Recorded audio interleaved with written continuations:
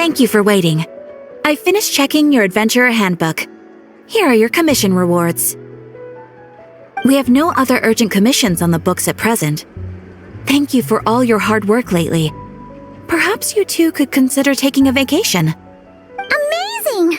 Paimon never thought we'd end up having downtime and not cry. Things were pretty hectic when we first got here. Everywhere you looked, it was either the wild hunt causing chaos or the Fatui stirring up trouble. It felt like this whole region was one giant slime in a barrel, ready to go boom at any moment. Sure half, things were looking pretty dicey, but in the end, we managed to turn it around. Whoa! Paimon just got deja vu! Oh, that's right. It's because we've done this like a million times now. Yes. Are you two aware that the Moon Prayer Night is soon to take place? Oh, yeah! Mama told us that was coming up soon. Wait, why do you mention it, though? Do people in Nasha Town celebrate it, too?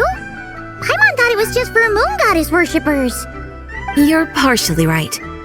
Most people in Nasha Town just see the festival as an opportunity to do business. They do not concern themselves with the religious element.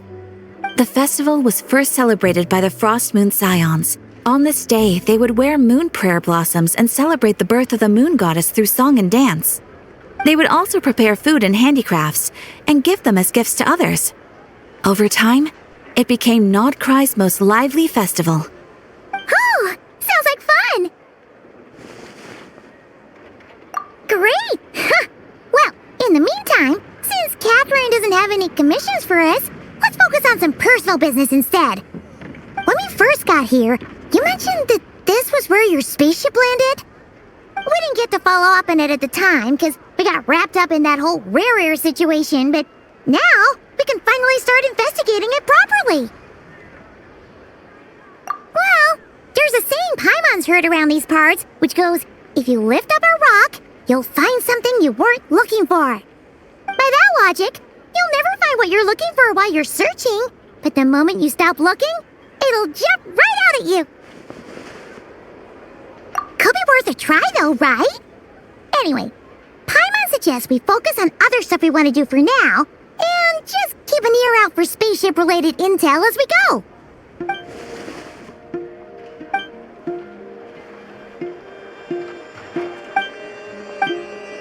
What's wrong? You look super serious all of a sudden. Huh? Paimon gets why you'd be concerned about Columbina, but what does the doctor have to do with anything? Oh, that's true. And now that you mention it, we're definitely overdue for a showdown with the Fatui. It is weird that he hasn't shown himself this whole time. What could he be up to? True. Paimon would much rather deal with Marionette anyway. She says the meanest things, but when it comes down to it, she doesn't seem like a bad person. Maybe it's the pressure of being a Fatuse? Especially as a Harbinger. Does she feel like she's gotta act tough to keep up appearances or something? But then, every time we headed out with Rarir, she always wound up having to repair Polonia and her other robots. That's gotta sting.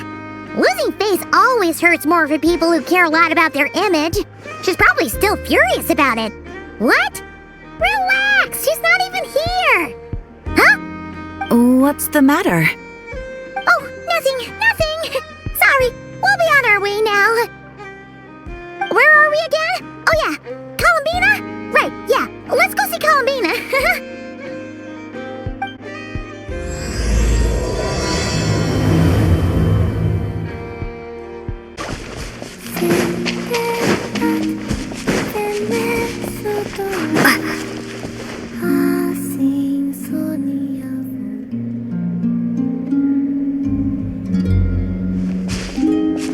Hey, she's sitting up! Is me sitting here a rare sight? No, we just thought you'd be resting. Perhaps I would have been, were it not for the sudden arrival of some unexpected guests. Not that I consider it a disturbance. After all, you are the only ones who are free to enter. Would it not be a little unfriendly of me to lie down while we speak? I didn't realize you put so much thought into little things like that.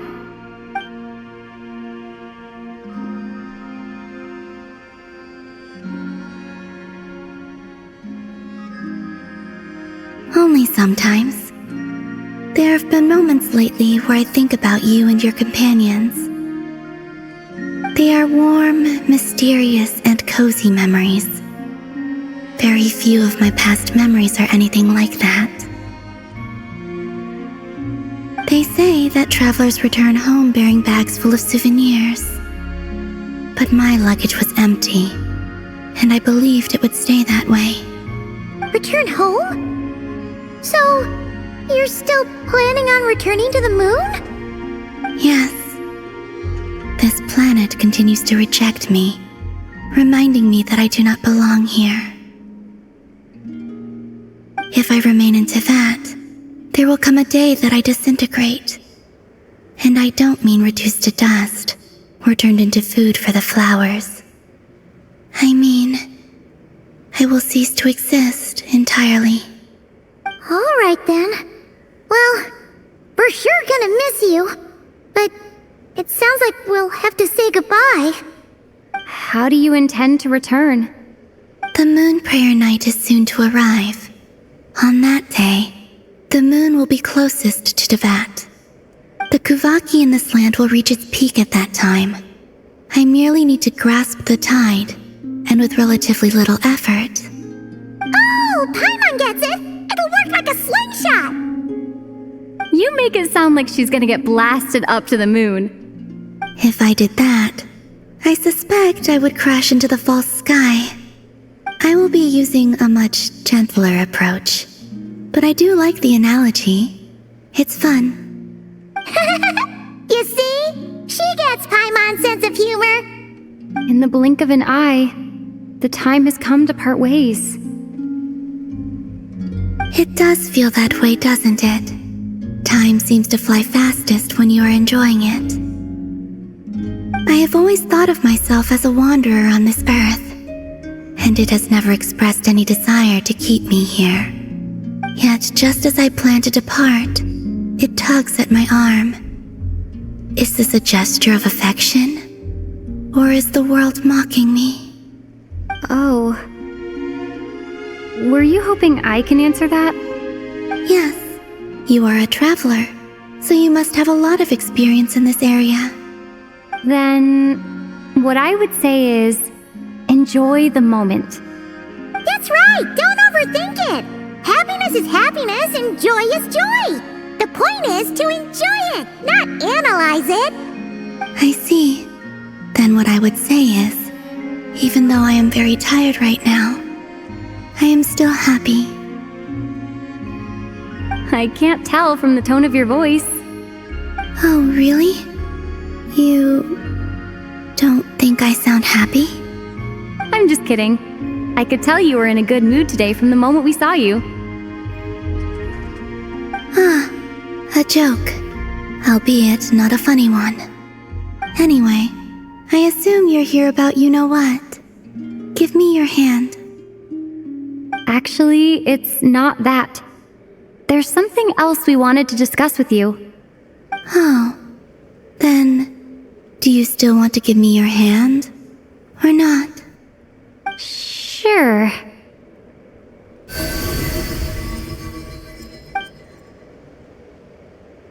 Thank you. So, I've heard that in the moon prayer nights of the past, people here would hold celebrations in the moon goddess's honor. Since you helped so much in our fight against the Rehir of Solnari, I think you deserve a farewell party before you return home. I haven't asked everyone else for their opinions on this yet, but I'd like to invite you to join the upcoming moon prayer night. I've never joined a moon prayer night before. I'm not sure what I would even do. Oh, don't worry about that! We take care of everything! All you need to do is show up. Of course, there's no need to force it if you're not feeling strong enough. It's just, this kind of felt like a golden opportunity. But they call me Kutar, and the Fatui have an arrest warrant out for me. I shouldn't appear in public right now.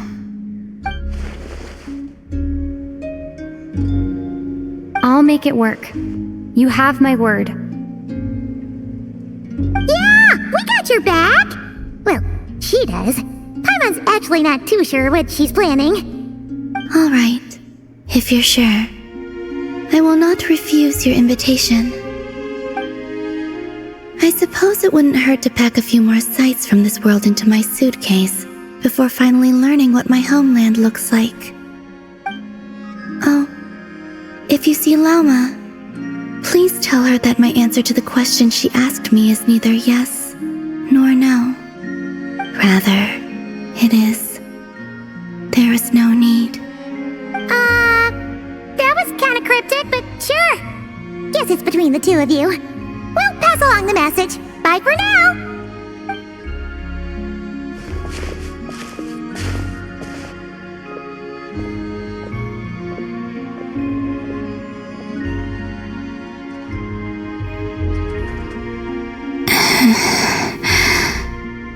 And also, I do not know.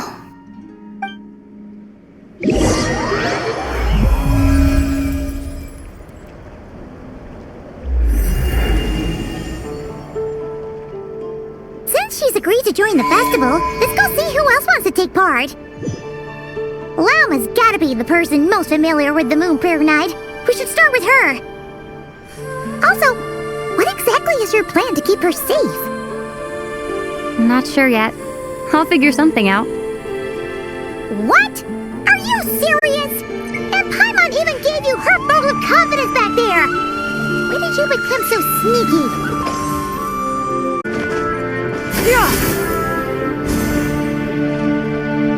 Hey, Lauma! It's us! Huh? Varka? What are you doing here? Beats me. I had a bit too much to drink last night, and when I woke up, I was on Hisi Island. Mr. Varka is helping to oversee Nasha Town's preparations for Moon Prayer Night. He is here to go over some details regarding the decorations and custom cloth designs. Right, yeah, that too. What do you mean, that too? Yes, celebrating this festival is a long-held tradition here in Nocturne. On this day, the crescent moon at the top branches of the verdant crest turns into a full moon, and the moon prayer blossoms bloom with a special radiance. Our people take these to be blessed omens. It's an especially welcome event coming off the back of all that nasty business with Rare. Everyone got put through the ringer recently, and now they're looking to turn their fortunes around. The big shots in town all agree that a big, lively celebration is just what we need to rebuild people's faith in this place. No wonder Catherine said the people weren't so bothered about the religious element. That's right. It's become more of a local custom by this point. The celebrations have little to do with whether the religious stories behind this event are true or not. Even the Frost Moon Scions are eagerly awaiting the coming of Moon Prayer Night, despite now knowing that their past beliefs were founded on a falsehood. That's fair. It's a bit like the Lantern Ride in Liyue. It's a chance for people to enjoy themselves, not debate the existence of the Adepti. Oh, one other thing. We just went to see Columbina. We went ahead and invited her to take part in the festival this time. Hope it's okay.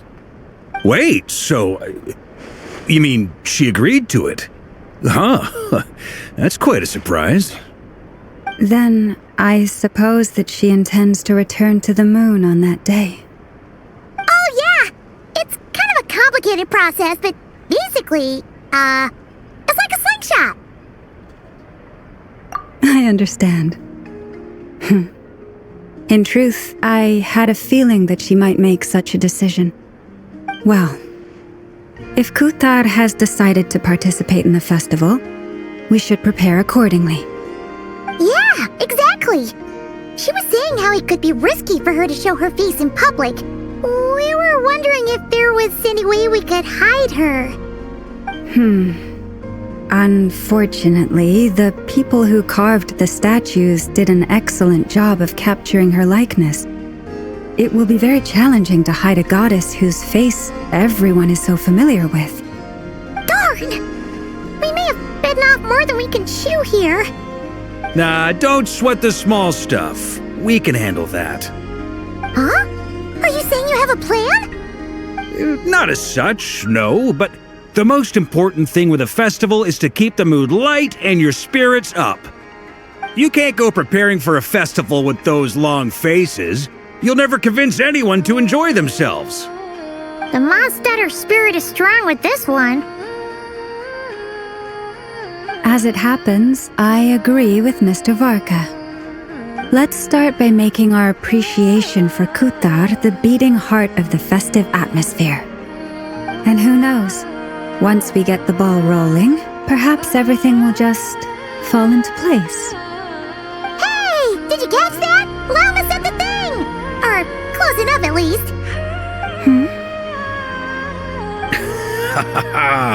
I'm looking forward to the Moon Prayer Night already. We have a festival in Mondstadt called Windbloom, and you can always tell which couples are celebrating it for their first time by the smiles on their faces. Big, beaming smiles like their whole face is glowing. And I have a feeling we'll get to see that same smile on the Moon Goddess's face at this festival.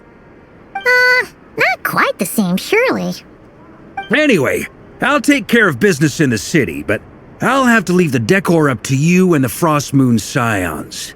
No one else can capture that traditional aesthetic quite like you guys. But lastly, there's the final key element that brings the festival to life: companionship. Before you leave, let me show you something that we've been preparing. Mr. Varka had asked to see it already, so you may as well tag along. Also, I have some further questions about Kutar's decision.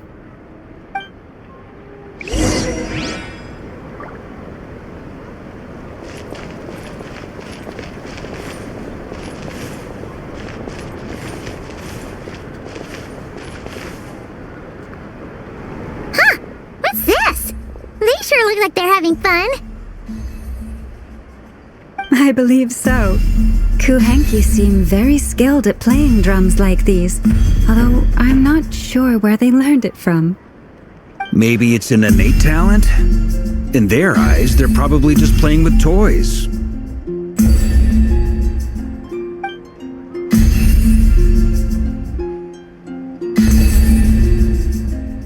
Wanatar!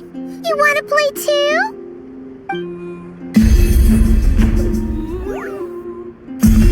Yeah, she looks more confused than anything. Maybe we can teach her next time if we get the chance.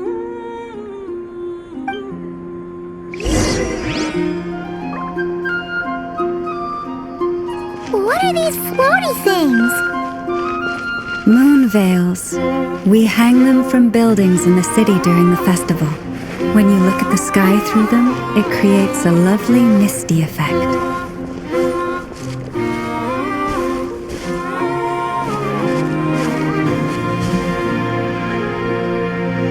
Everyone seems hard at work. They are preparing items for Moon Prayer Night. For instance, the sculpture being made over here, Mr. Varka and I were just finalizing the details of where it will be placed. Ah, there she is. I didn't know the finished article would be so large. Not to worry, though. All the necessary arrangements have been made. Just let me know once it's ready, and I'll get some people to ship it over. You have my thanks. And over here, we are preparing a very traditional confection. Oh, look at all these colors! It looks great! Can Paimon try one? Of course. I have a feeling you'll like it a lot. You bet! Sweets and treats are Paimon's favorite! If you included those in the Feast of the Moon, I bet Paimon would have joined the Frost Moon Scions by now. There will also be verdant crests like this present in Nasha Town during the festival. The timing of Moon Prayer Night is not completely set in advance. We make a rough estimate, then observe the changes in the verdant crests and moon prayer blossoms to guide us. As such, the wait itself is a fun feature of this particular festival.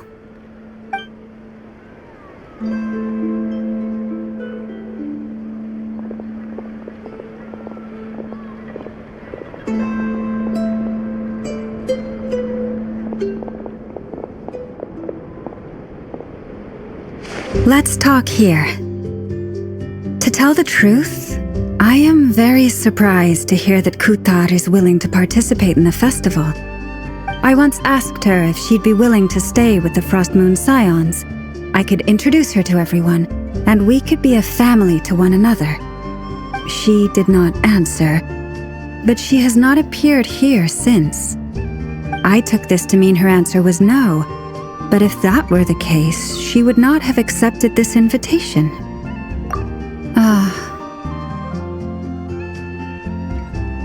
I see. Maybe she is right. Maybe the Frost Moon Scions of today no longer need a moon goddess. But my wish was not for her to come here and be worshipped as a deity. I simply wanted to offer her a place to stay. I'm sure she believes that showing herself here might invite Fatui intervention, and as such she does not wish to cause us trouble. But what really pains me about all this is that this is her birthplace. She ought to belong here, yet no one has been able to grant her shelter. I think I'm qualified to weigh in here. When someone's about to depart on a long trip, what they need is blessings, not burdens. We should wish her the best, not make the journey harder than it already is. Anyway, she's agreed to attend, hasn't she? All we need to do is simply respect her decision. I see your point. Yes, she will soon depart after all. Our job is to leave her with some happy memories. Besides, who's to say her journey to the moon is a one-way trip? It's not like she can't come back and visit if she wants, right? Paimon agrees wholeheartedly. Festivals are all about having fun, so let's keep it simple. All right, I'm gonna head back to Nausea Town soon. Want to come with? I'm guessing you have some other folks to visit there. Sure thing, let's go! Bye for now, Wilma! Thank you all. Goodbye.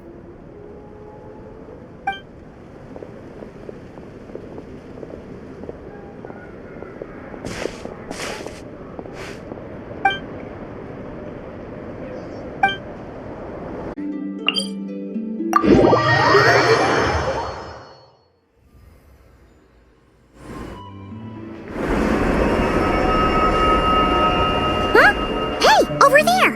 It's Durin and Albedo with twins! What could they be chatting about?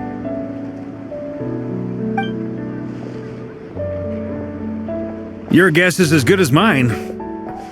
Ah, Grand Master, and the Traveler and Paimon! Hello there. It's been a while. Perfect. We have some new volunteers for our investigation. Wait, let me guess. The righteous Lightkeepers are finally ready to hunt down the Abyssal Dragon? Yes, that too.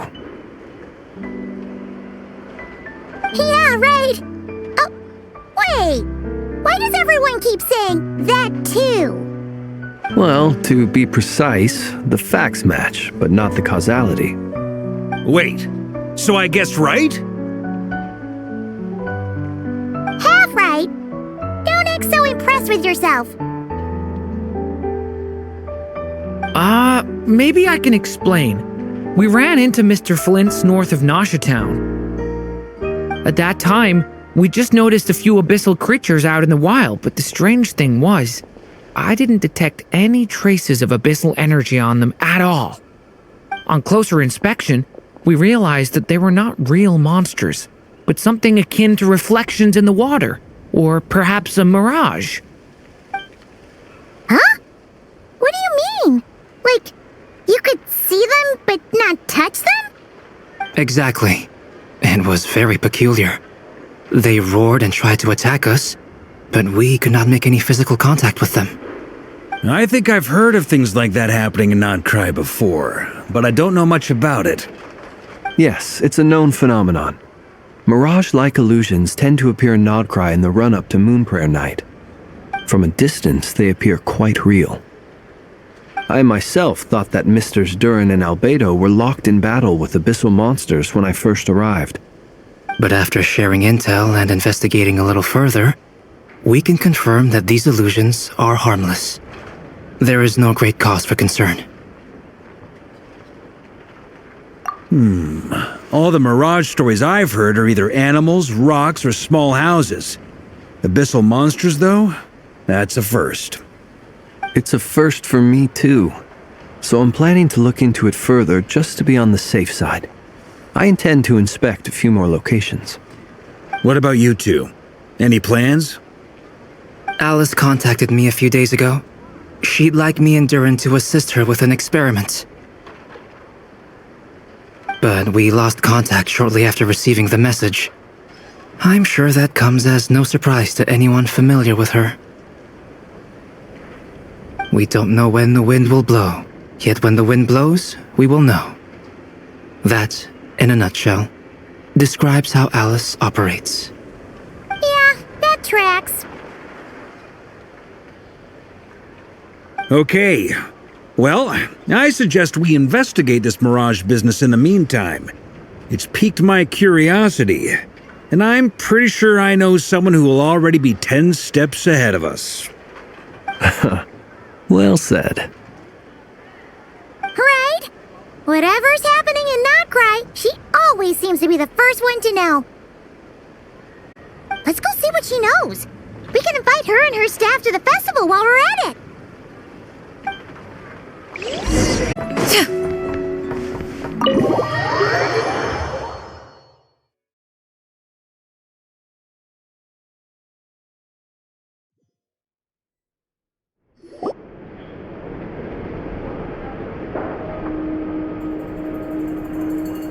You're right, I have noticed. There's certainly something a little fishy about this situation.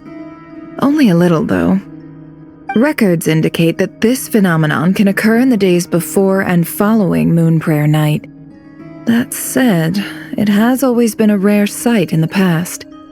The odds of encountering these phantoms are similar to looking up in the night sky, happening to see a shooting star, and managing to make a wish before it disappears.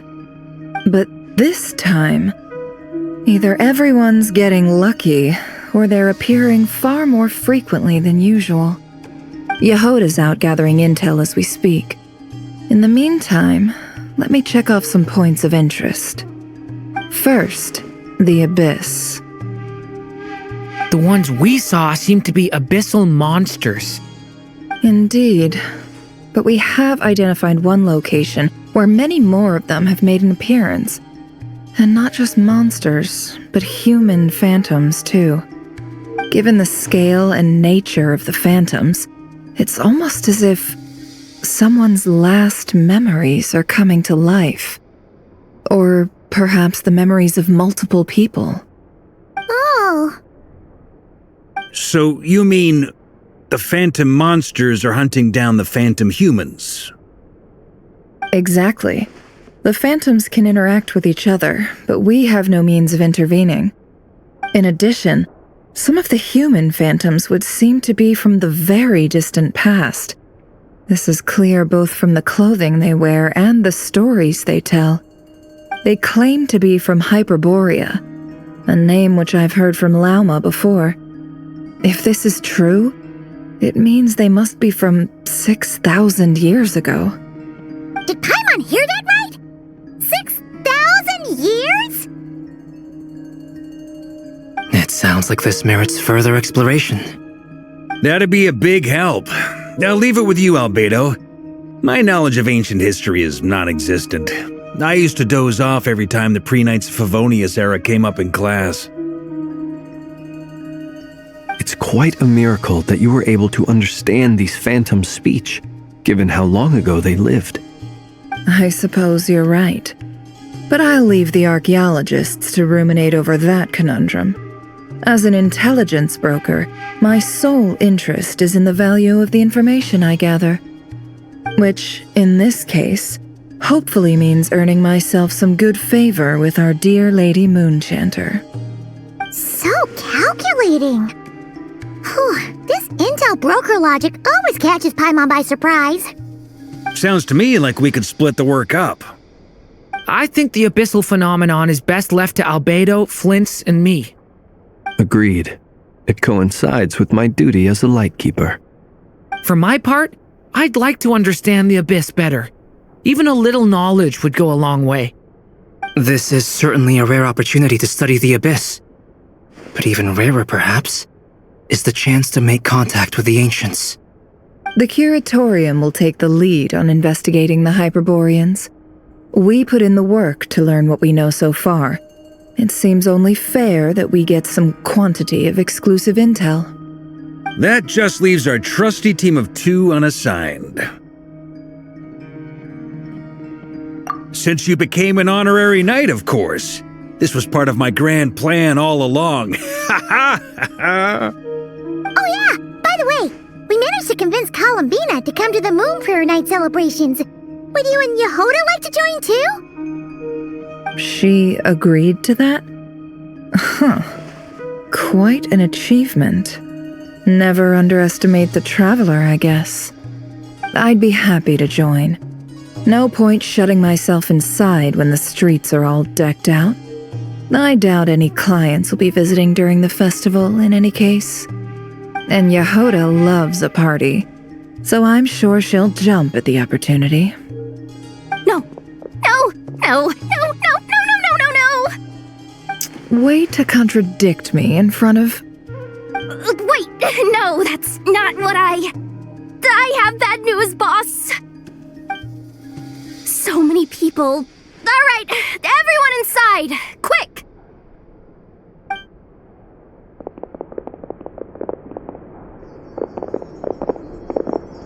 This is gonna sound crazy, but hear me out. I saw one of those phantoms at Star Sand Shoal, and it was some sort of flying ship. Like a spaceship? That's gotta be the one you came to Tibet in. You said you saw the same thing through the moon marrow, right? Huh? You already know about it? Ugh, I thought I was gonna blow people's minds. Turns out I'm the last to find out. Wait, back up. You came here in a spaceship? Now my mind is blown!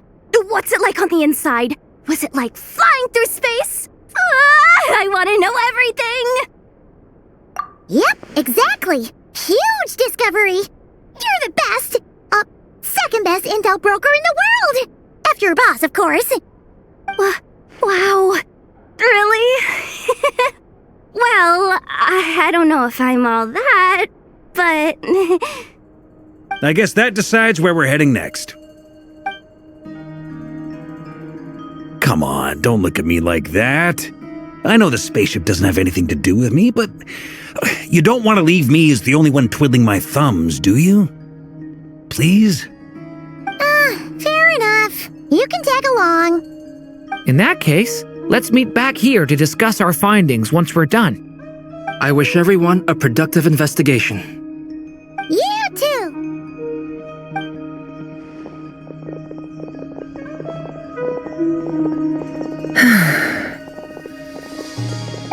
What's up, boss?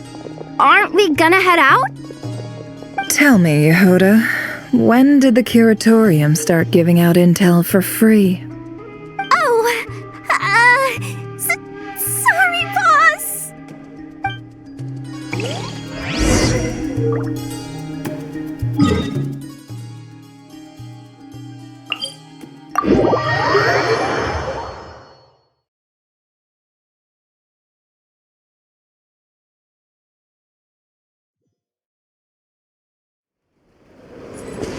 Yeah! Skyward! Scatter! Yeah! Skyward! Scatter!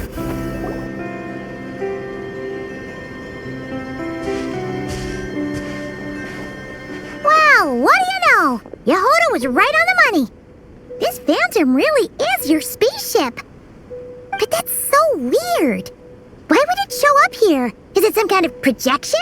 Or a ghost?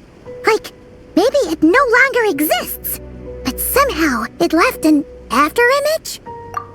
Ah, you're already here. Miss Lauma, what a surprise. I thought you were busy with festival preparations. I was, until one of our people informed me that a strange sight had appeared at Starsand Shoal. No one's ever seen something quite like this before. I thought I should see it for myself. Same here. Oh, so we heard that these things appear around the festival period. Any idea why that is? Unfortunately not. We have very limited information about them, since they can't be interacted with, and no human phantoms have ever made an appearance before now. The most we've been able to deduce is that these sightings appear to be connected to the increase in Kuvaki energy around this time. Yeah, seems like that's all we can do. This is all so confusing. Allow me to lend you a hand.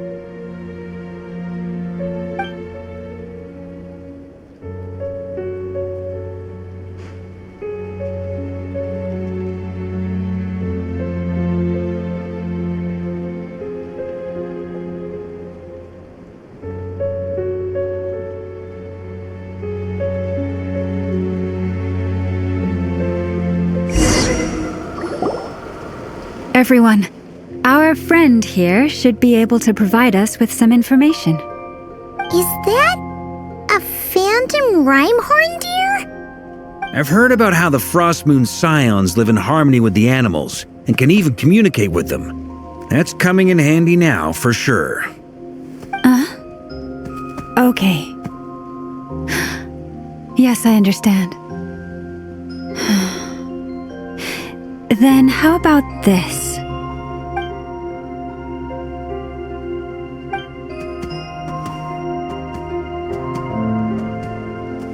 Oh, it's leaving. It appears to share our curiosity about this giant spaceship, so I asked it if it wouldn't mind investigating along with some friends.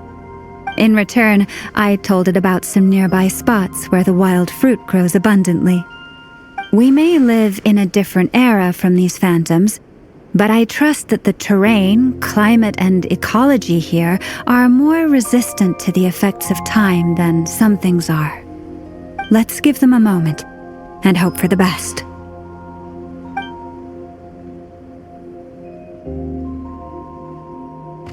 All back together? Must have been a lot of fruit. Indeed. Now let me ask them some questions.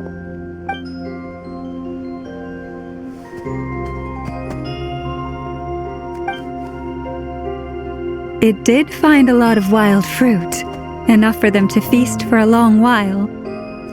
This puffin circled in the air several times, but didn't spot anything out of the ordinary. Certainly nothing to do with the spaceship. Huh. Well, it definitely makes sense to get a bird's eye view. Indeed. Other than that, I was also thinking that the world these phantoms see is also different from ours.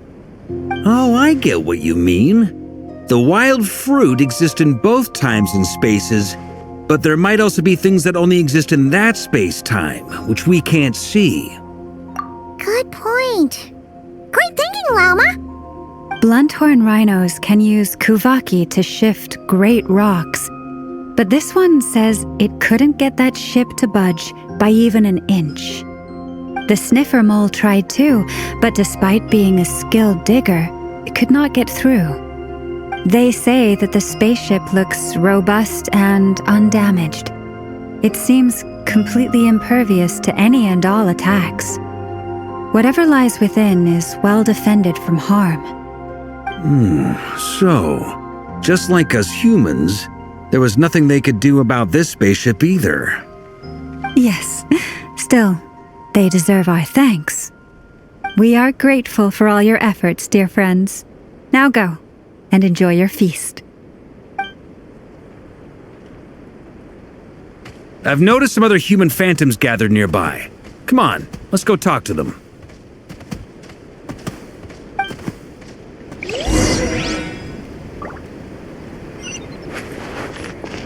Yeah!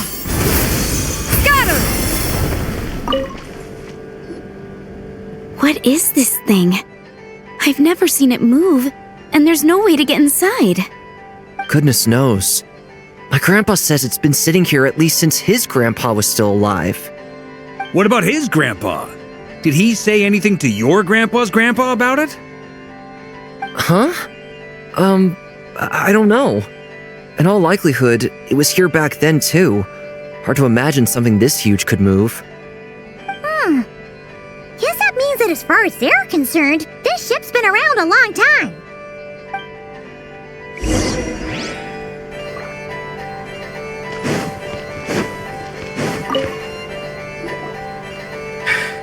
Come on, brothers. If we can get even a small chunk off of this thing, it's gotta be worth a fortune. Today is the day we strike it rich. Huh? You mean Paimon? Yes, brother, I shall join you. Let's make our fortune. We should go with them. What the? This thing is crazy tough. I can't even scratch it. What's it made of? Sorry, brother. Looks like we'll have to seek our fortunes elsewhere. Enjoying yourself? I was just seeing if I could influence this phantom's perception by playing. But nope, no dice.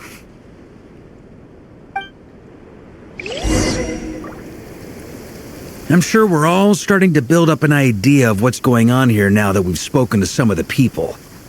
These phantoms are reenacting real historical events in Nodcry. It's almost like we're in some kind of interactive stage play. We can talk to the actors, but the plot is fixed and we can't influence it. It makes sense. History is set in stone. The objective facts of the past cannot be changed.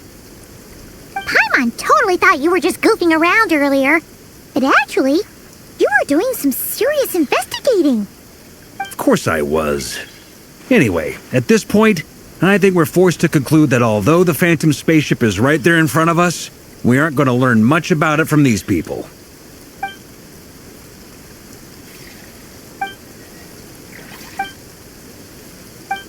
Don't be discouraged.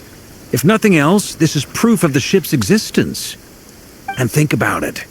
So many people tried to hack their way inside, but no one could get the door open. It's made of very tough material.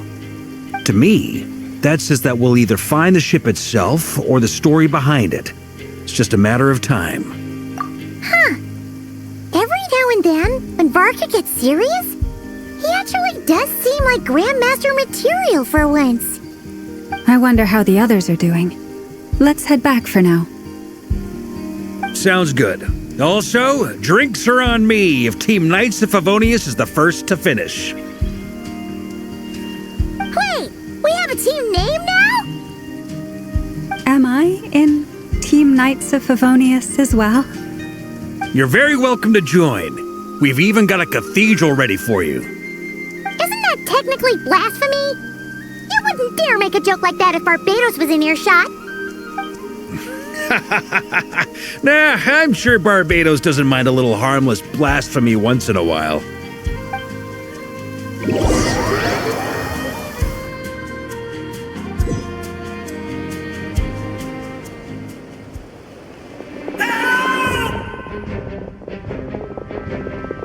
Oh, no! Get away! Oh.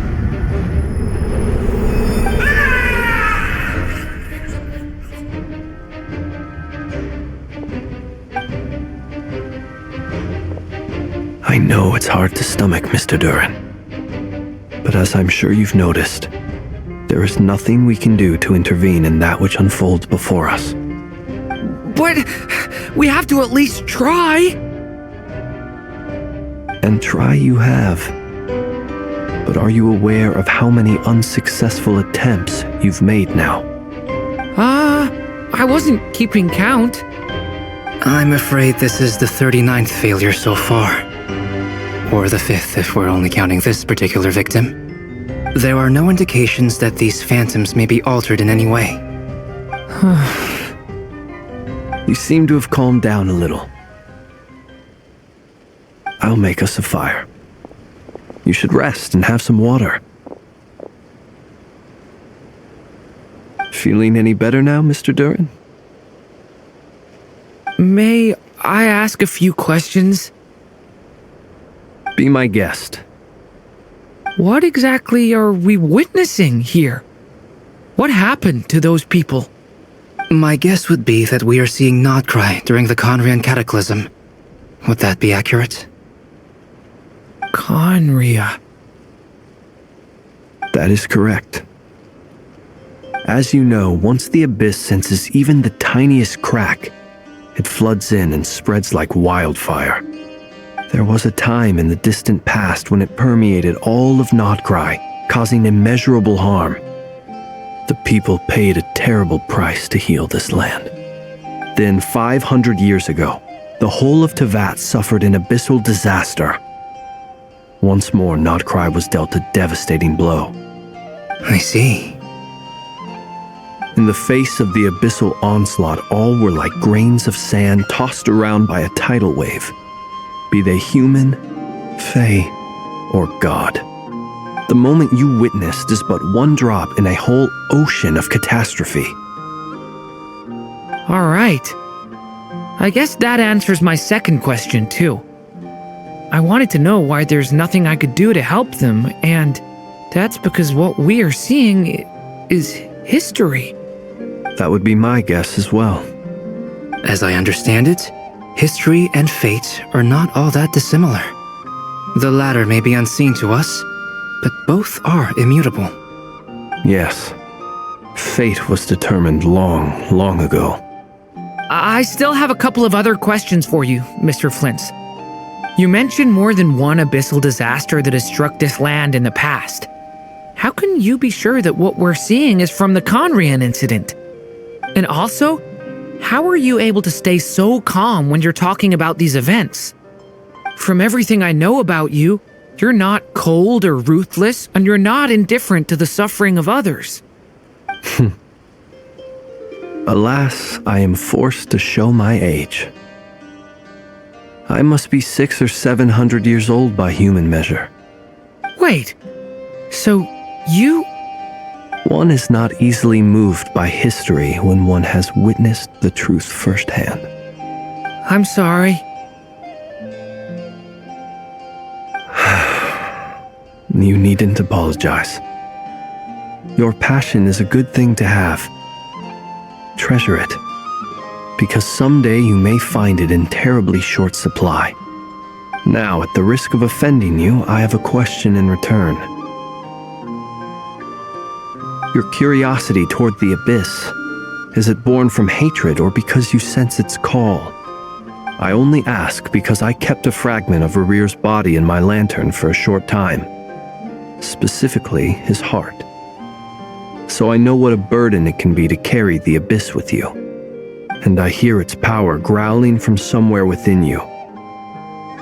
In my eyes, your mere existence is a miracle. My honest answer is... I don't know. I don't think I have the confidence to say for certain. What I will say is the Abyss is not the only issue that haunts me. Even before I became who I am today, the question dogged me constantly. Should I even exist at all? My doubts remain unresolved. But when we fought Rarir, something became a little clearer to me. Sometimes it is the darkness within us that allows us to achieve the impossible. I certainly got the sense from your 39 attempts that you were trying to achieve the impossible. It sounds like you've resolved to see the truth for yourself. Absolutely. In that sense, he and I are quite similar. Then I wish you every success. I look forward to the day of your transcension. Well, if everyone's caught their breath, I suppose we should head back. Oh, and one last thing. I'd appreciate if you kept our discussion about history a secret.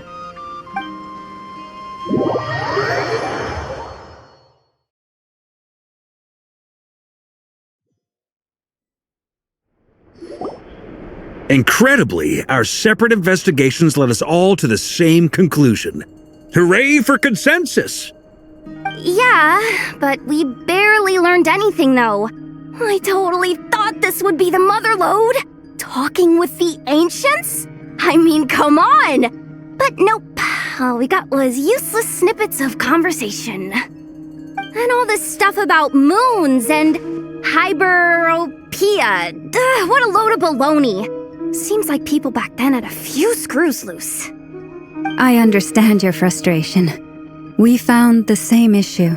Each phantom only showed a very brief moment in time. There isn't much value to be found in these miscellaneous fragments of a civilization's history, no matter how glorious it may have been. If there's a silver lining, it's that these phantoms are harmless to the present reality. They shouldn't get in the way of the festivities. Paimon agrees. And not just because it's the first thing she understood in this whole conversation. You look disappointed, Nefer. Is something the matter? What do you think? We all worked our tails off, but the only one to gain anything from it was you, Lady Moonjanter.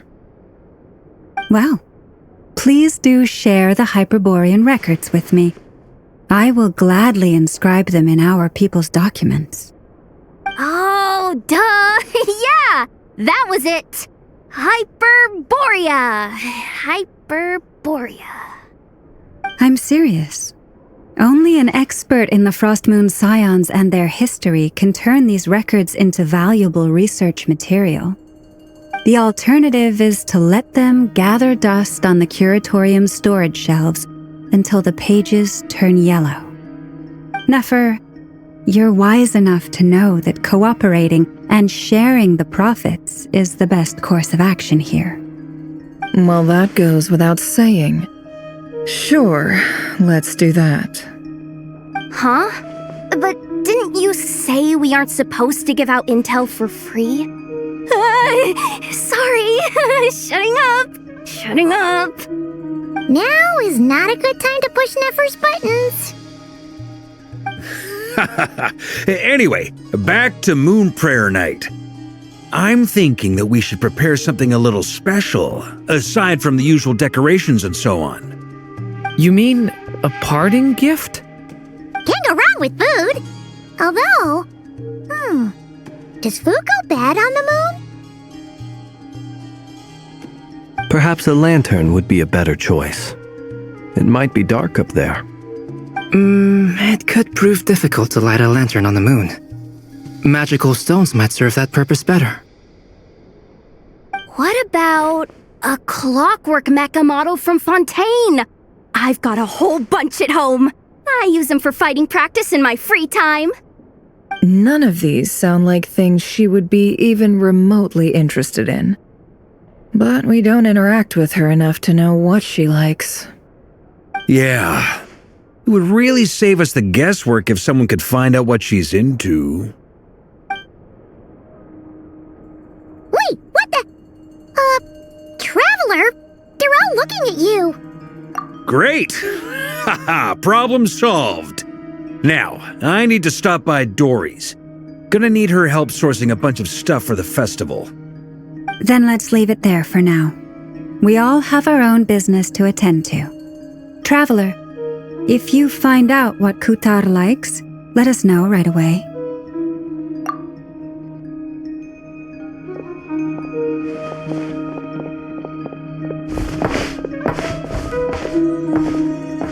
Is something the matter? I'm fine. It's just... I'm still feeling a little rattled after witnessing the horrors of the abyss. But it's okay. This is something I have to work through. I'll be all right. Thanks for your concern. Well, don't put too much pressure on yourself. If you ever feel like something's wrong, physically or mentally, we're here to talk. Come on. Stop treating me like a kid.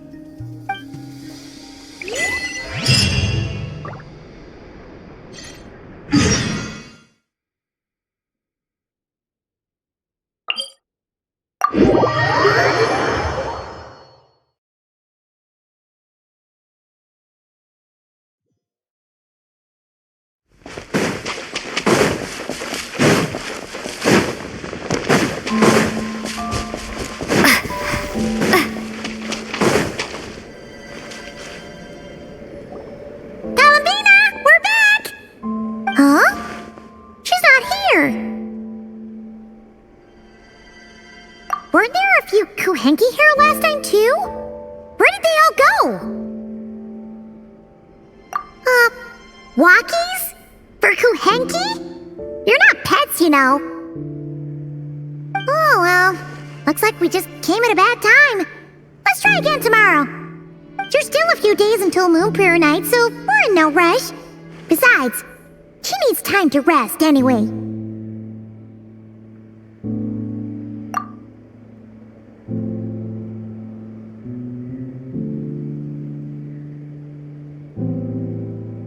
Kalamina! Are you back yet? Oh, how strange. Looks like she still isn't here, right? It's not like her to spend so much time outside, especially since she's worried about attracting unwanted attention. What about Luanatar? Luanatar, you there? Hey! Do you know where Kalambina went? Sorry, didn't understand. But if you know where she is, could you take us to her? Yeah, that's even stranger. What about them? Oh, that's not good news. They change color when Kalambina gets weaker, right?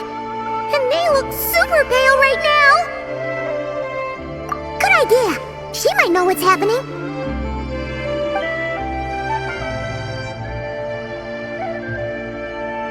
Mama! Ah, it's you. How is Kutar? Is she okay? No, she hasn't. I came here to check on her after I noticed the flowers had changed color. Based on past precedent, she must be very weak right now. Even getting up to walk would be a struggle. It seems unlikely that she wandered off outside. Not to mention that she doesn't do that at the best of times either. So yeah, this is super weird. No. Very few people are in the know about Kutar's whereabouts. And if anyone suspicious had visited, they'd have left some sort of evidence. Come on, let's go to Nasha Town. If anyone has seen her, someone there will know about it. It's not Cry's information hub after all. Makes sense. Let's go!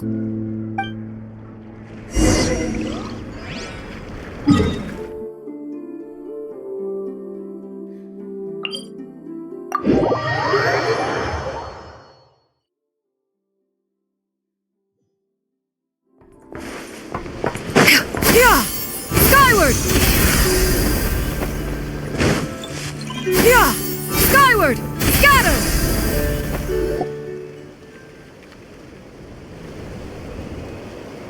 Wait a moment.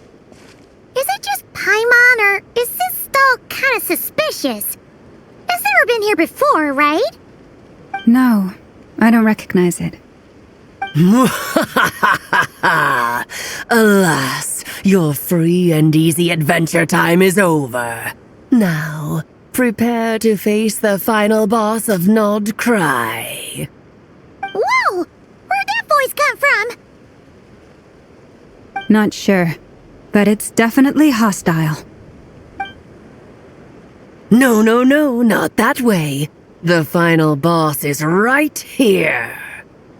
The sniffer mole? That's the final boss? Surely not. Okay, the jig is up. I'll stop teasing you. Turn around. I'm right behind you. It seems I've managed to leave quite an indelible impression, even though you've never seen my face.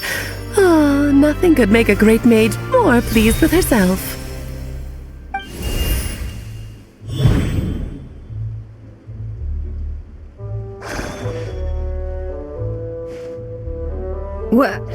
What is going on? I've heard that all the big shots in Tevat have long, wordy titles that stun people speechless when they make their entrance. Unfortunately, none of them are affiliated with the Hexen Circle, and we ourselves keep a very low profile. The notorious name-dropping doesn't quite work for us. Still, I, for one, think I'm really quite amazing. So that didn't stop me from coming up with a title anyway. Alice! It's really you this time? Not a lantern or a dodo coat, but Alice in the flesh? Oh, that's right. So, what do you think? How does it feel to finally meet me? You look like... Oh, that's the first thing you thought. A little surprising, but that actually makes me very happy. Because that means that when Klee grows up, she'll be just as stunningly beautiful as her mother. So she's a friend of yours? Kind of. This is actually the first time we've seen her in person. I see. Madam Mage, that was, quite a powerful entrance. I certainly won't be forgetting it anytime soon. It's okay, Llama, don't force it. Paimon will do the honors. This is Alice from the Hexen Circle. She's a friend of ours. And of Arcus, too. That's right. She's a good person, just kinda unpredictable. Well, what is the human heart if not unpredictable? If we could not do as we please, how would we differ from machines? I am Lauma, Moon Chanter of the Frost Moon Scions. It is a pleasure to meet you.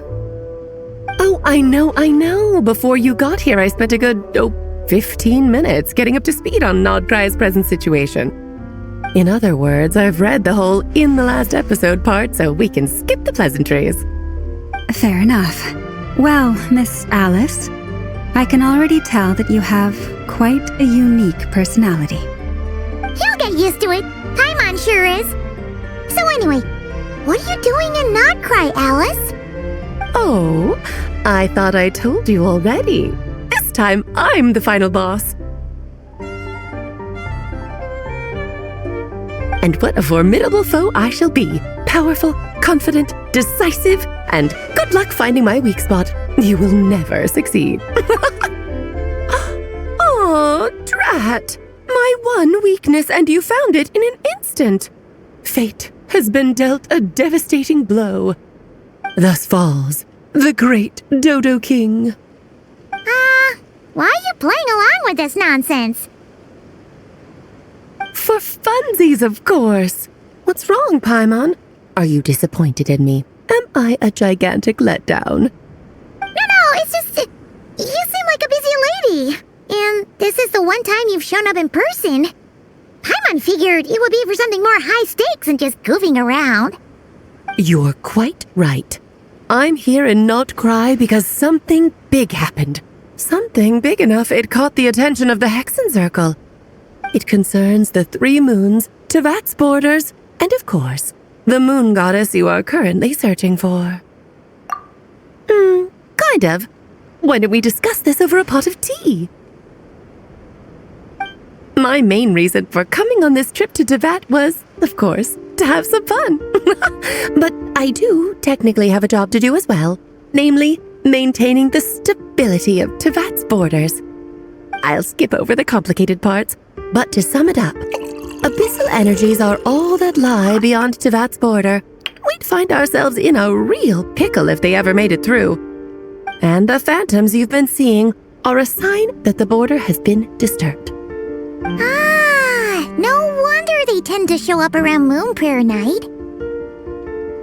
Is it because the real moon is now so close to us that its power can cross the border? In part, but only a negligible amount passes through. Just enough to influence the verdant crests and so on. And as you've noticed, there has been an unprecedented number of phantoms appearing this year. The influence of the moon beyond the border cannot explain this. No, there is another far greater factor at play. The trilunar syzygy. A trilunar syzygy? Eons ago, before the heavenly principles came to Tevat, it was the then 3 moon goddesses who controlled the laws of this world. Oh, that's exactly it! The 3 goddesses split these powers amongst themselves, promising never to consolidate them into one singular body. This was meant to keep the world stable. But, fast forwarding to the present, the eternal moon's marrow is with you, while the iridescent moon's marrow, which should never have appeared in this world, has been retrieved. Add that to the presence of a moon goddess in the flesh and... the power of all three moons is gathered here in Nocturne. There hasn't been an event like this since the War of Funerary Flame. And it's having a noticeable effect on Tevat's borders. Because I wish to give my darling daughter a peaceful, sunny environment to grow up in. Is that a good enough reason? Kinda sounds like you're dodging the question, but it does make sense. Well, that's one reason anyway, and the most important one. The others are a little complicated to explain. For instance, cleaning up after dearest Miss R. Albedo could tell you more about that if you're curious, but right now, I have a more important question to ask you. Why are you collecting the moon marrows? I see. Nicole told me about that legend once. Nicole? You mean meet Anne? Oh, so you remember. Yes, of course. That was a story about fate, her area of expertise. But back to the story of our dear moon goddess. I'm afraid her intended method of returning to the moon is unlikely to work anymore. What does that mean? She may be missing, but she hasn't gone anywhere. She has disappeared.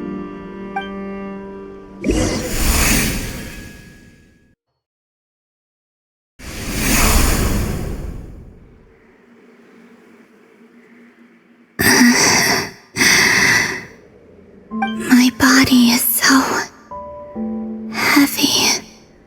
Wait, no. It's my mind that's heavy. My arms and legs are as light as a feather.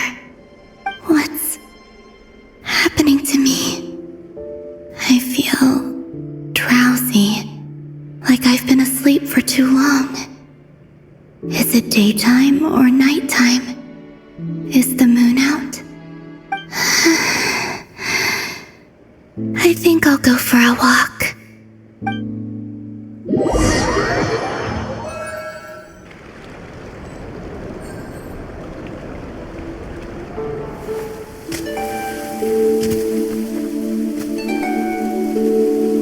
Are you out for a walk too?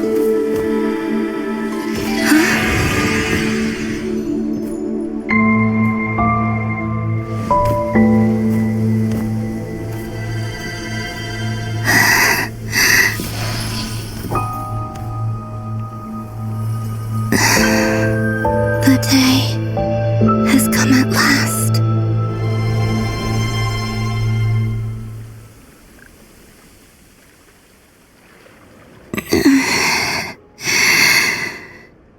Have I grown so weak that I can't even sustain my physical form?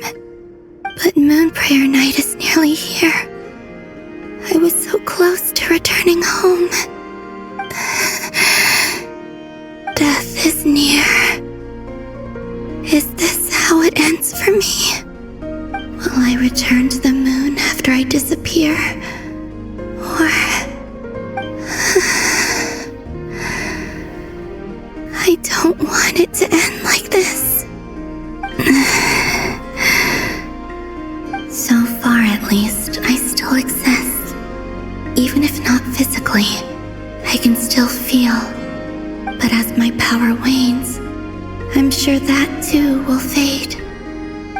I suppose I might take one final look at this world.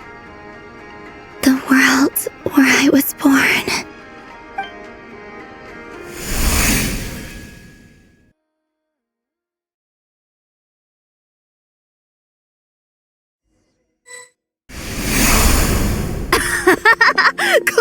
Come on! Wait for me!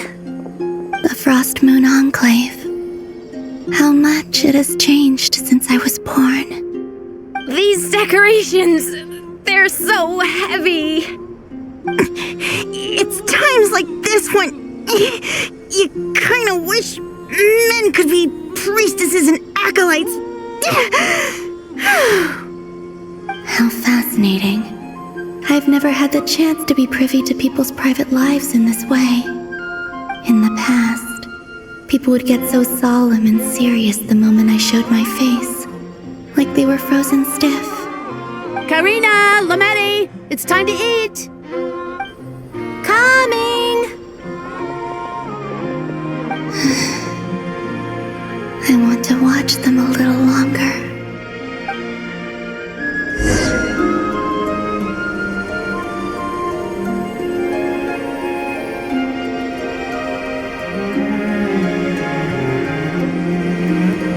So just fill these balloons with air, right?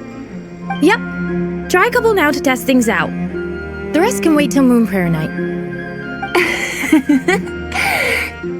Think fast. Rita! Teasing an acolyte of the Frost Moon Scions? Surely that's a punishable offense. Take this!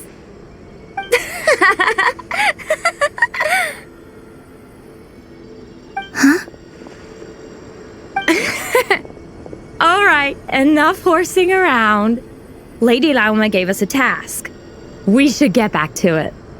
The task is just to check that the balloons don't leak, right? Doesn't matter if we fill them with air or water. Yeah.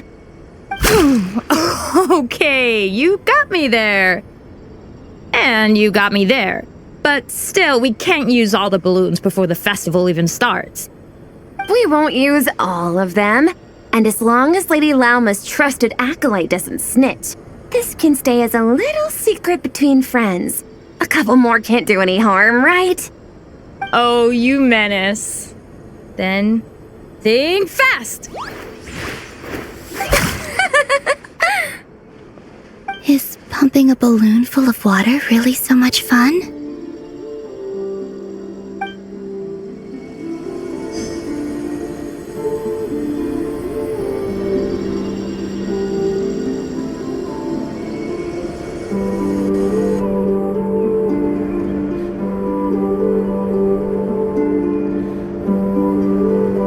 I'm sure you're both tired from playing all day. Come on, eat up. A plain, humble meal. That has always been the way of the Frost Moon Scions. Huh? How come Lametti got a midsummer berry dessert? Oh, I always get Lockaberry. I don't mind sharing. You can have a bite of mine if I get to have a bite of yours. They're sharing food? I've never shared food with anyone before. Even at the Harbinger tea parties, everyone just ate off their own plate. And when I couldn't finish my food offerings from the Frost Moon Scions, they'd leave the leftovers out under the moonlight for the animals to claim. Hey! That was 2 bites! Oh, then you can have another bite of mine. Oh, you too. Oh, don't fret now. Here, have some of Granny's too. So this is what it means to be family.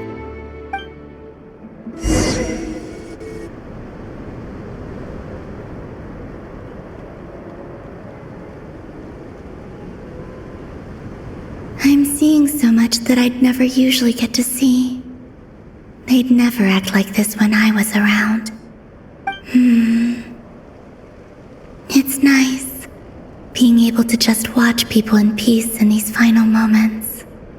What a rare opportunity. I think I'll go take a look around Nasha Town, too. Maybe the Traveler will be there.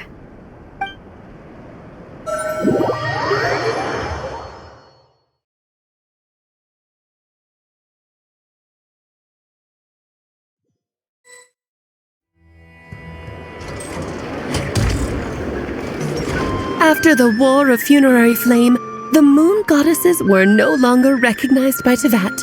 They lost the whole foundation for their existence. That's why the moon goddess's strength is fading. She cannot withstand the world's rejection of her. To be more pedantic about it, the moon goddesses did something to offend the heavenly principles, and that's why they were ousted. Something of a recurring theme in Tevat's history. Theoretically, speaking so candidly should put me in their crosshairs too, but they can't tell me what to do. I'll say whatever I want. Anywho, the moon marrow energies were but a drop in the bucket for her, and that battle against the Ray Hair of Solnari only weakened her further. Fortunately, it happened close enough to Moon Prayer Night when the Kuvaki concentration here is high. That's the only reason she managed to survive this long. What do you mean, fortunately? You said she disappeared. We're too late. Ugh, what a headache. I thought this was all common knowledge. I guess I have some more explaining to do. Okay, buckle up. It's time for another lecture.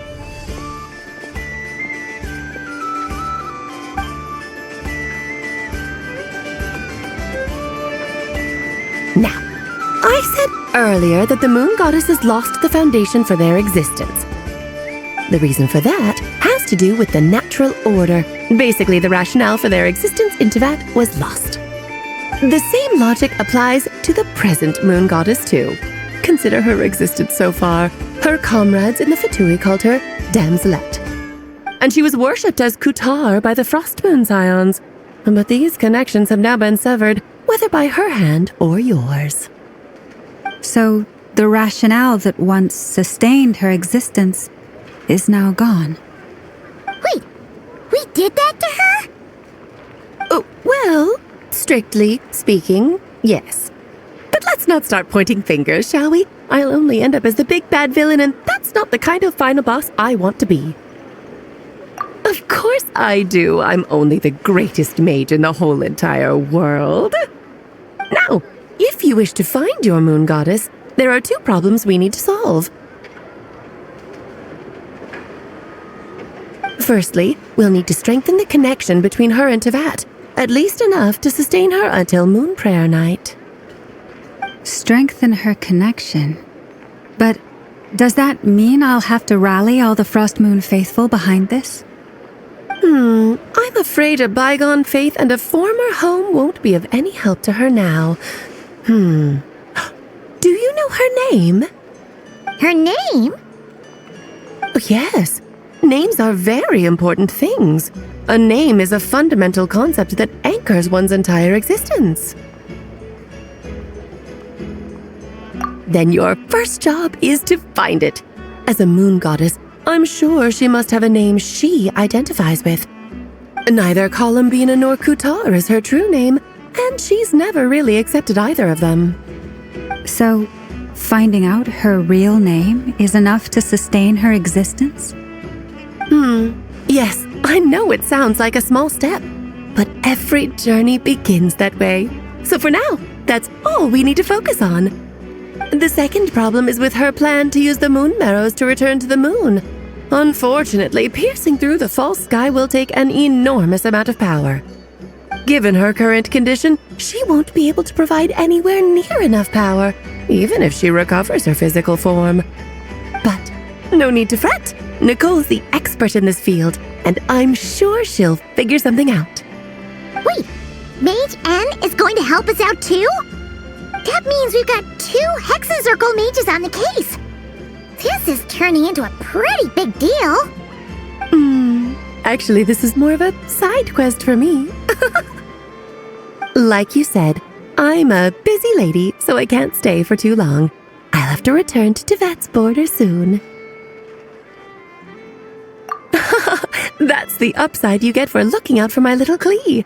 Hopefully that will incentivize you to carry on keeping her company in the future. Anyway, jokes aside, you'd better get moving. It will take quite a miracle for the moon goddess's consciousness to hold out till Moon Prayer Night. Oh, I suppose I might as well tell you where Nicole is before I leave. Off you go now.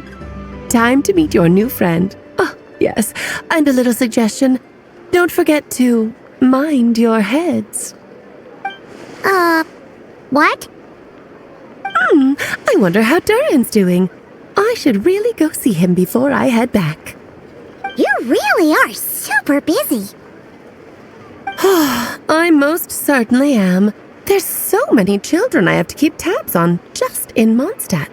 Durin, Albedo, Venti, Varka.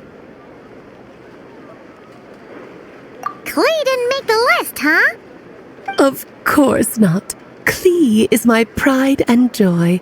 I have no qualms about her, because she's the best child in the whole wide world. Yep. Klee's a little angel. I'm glad you agree. Well, all the best. See you when I see you.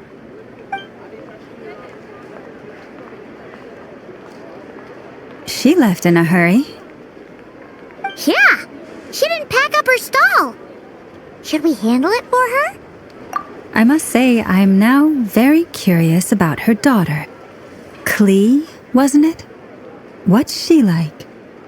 That's a long story. Come on, we'll fill you in as we go.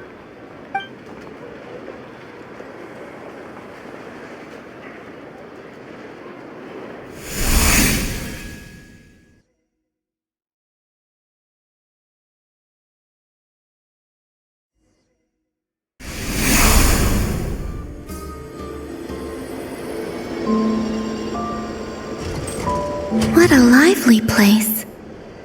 I've never experienced Nasha Town like this before. Hey, you old geezer! Your hammer's rusted through! Who are you calling old geezer? Are they quarreling? I'm looking right at him! You've really gone downhill since giving your daughter free rein in the workshop. Can you even swing a hammer anymore? It shouldn't take you days just to fix a single chair! You might as well use that hammer to massage my back for all the good it's doing. Don't run your mouth, or you'll get a back massage that'll put you in bed for the rest of your life. Look, the materials haven't arrived yet, all right? You know how busy it gets in the days before Moon Prayer Night. I'll bet you send all the materials to your little princess. Blood's always thicker than water, huh? All right, you've made your point, Uncle Koski. As soon as the materials arrive, fixing your chair will be the #1 priority. And Dad, if you've got time to chat, why don't you lend me a hand, See? Lolka knows what the score is. I guess they're friends. But the way they spoke to each other was so ugly. Then again, it wouldn't be the first time I've seen something like this. Columbina! Sing outside my door in the middle of the night one more time, and I'll unscrew your vocal cords. You hear me? Oh, Zandrone. So that was her way of trying to be friends with me. What a pity. I won't get the chance to say any ugly things in reply.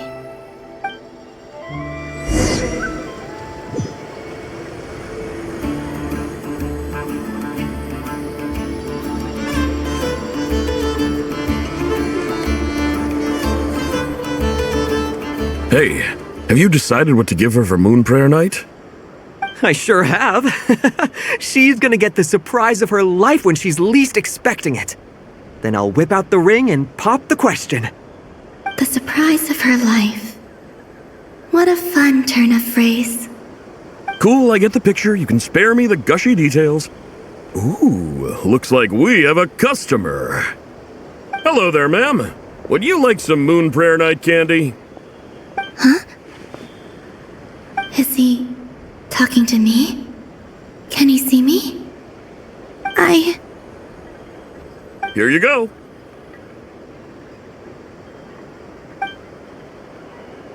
Oh.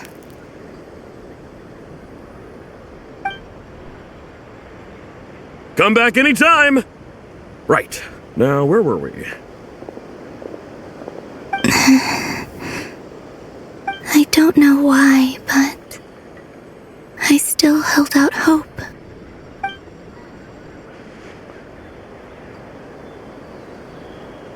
The most important thing right now is to find that mage. This name thing seems super important too, but where do we even start looking?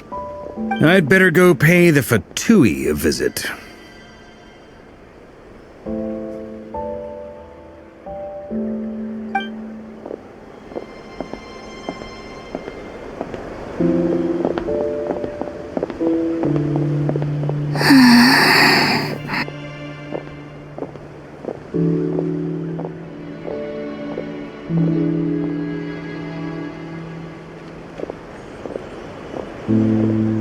Columbina?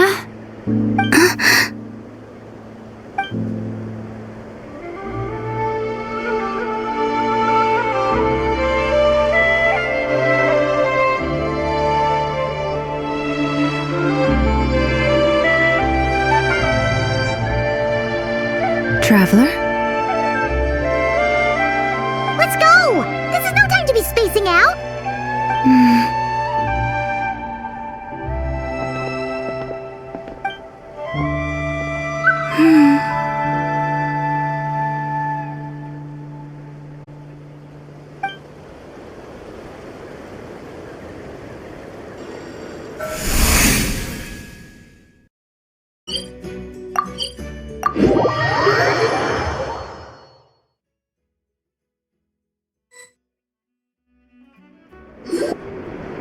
Where are they going? They mentioned a mage and... a name? So, Mr. Varka, are you acquainted with this Nicole? Or should I call her Mage N? Not really. We've never met, though she has come up in conversation. From what I've gathered, Alice kinda took Nicole under her wing.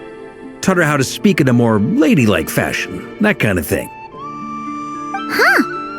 Hard to imagine Alice as an etiquette coach. Yeah, Alice is a larger-than-life personality, I'll give you that. But then again, that's why she's able to draw such an eclectic mix of people into her inner circle. If I remember correctly, being an interesting person is actually one of her main entry requirements. So, if you ever wanted to join the Hexen Circle, I'm sure you'd both be eligible to apply. Hey! Don't go around making promises on Alice's behalf! I wouldn't dare. I'm just trying to paint a picture of the Hexen Circle for you. Okay, sure. Anyway, since none of us have ever met Nicole, how are we supposed to find her? We can't just go up to every woman in sight and ask, "Hey, are you Nicole?" Maybe something she's wearing will give it away? Like a windbloom pinned to her chest or something. Wait a minute. Alice never said Nicole was from Mondstadt. Oh, true.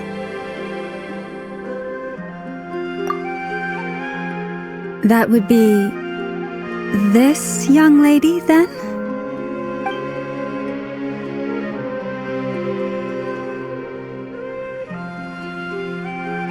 Hey there! Sorry to disturb you, but... are you Miss Nicole? Varka, Knight of Boreas of the Knights of Favonius. Alice might have mentioned me before. Have we got the wrong person? Sorry. Well, this is awkward. When I shook my head, I meant, no, Alice hasn't mentioned you before. Huh? Where is this voice coming from? My apologies. For certain reasons, I am unable to speak. This is the only way I can communicate with you. It might take some getting used to, but I hope you can understand. Hey, it's fine. I'm more shocked by the fact that Alice never speaks about me. I mean, As for you two, we have crossed paths twice before, but it is nonetheless a pleasure to finally meet you. It's really you! Thanks for all your guidance in the past! You're quite welcome. This time, things are different. We have reached the unwritten pages of the story. You might say that we stand at the crossroads of fate. Now then, Allow me to formally introduce myself. My name is... No, stop! Alice! I can't believe it! I had a whole speech prepared. I'd agonized over every single word. She always picks the worst moments to ruin other people's plans. I'm so sorry about that. Alice took the liberty of devising some bespoke self-introduction magic for each member of the Hexen Circle. But I could have sworn I deleted all of the triggering conditions for it. How did it bypass everything? Oh gosh, this is so embarrassing. This is a very different side of Nicole than what we're used to. Is she not used to face-to-face interactions? Don't worry about it. We've seen that introduction magic once already, so it wasn't too much of a shock. Please go on, Miss Nicole. We'd love to hear what you have to say, or, well, communicate. Huh? Are they talking to this lady? But... Will you all promise to forget that horrendously embarrassing introduction? Sorry? Embarrassing? When? Yes, my name is Nicole, and I am one of a very few angels who have retained both their preferred form and their power. The Traveler and Paimon should be no strangers to this concept. There is another of our kind in Natlan. They call her the Lord of the Night. Right! Paimon remembers her. Yes. Well, I have retained more of my power than she. It's because I don't have a long-term duty to fulfill. To be more specific, no. We'll be here all day if I get into the specifics. Moving on. If I'm not mistaken, you are here because you wish to learn how one might reach the moon beyond the sky. That's right. Is that something you can give us any guidance on? Yes, I do know a way. It began with the Hyperboreans, who lived after the War of Funerary Flame. Blank looks. Maybe I should start with the background of the war. Or maybe not. It shouldn't be an issue. I'll fill in the gaps for you when we have more time. Anyway, after that war ended, the three moons retreated to beyond the false sky. The Hyperboreans were humans I once aided. They accepted the civilization and creations bestowed upon them by the angels.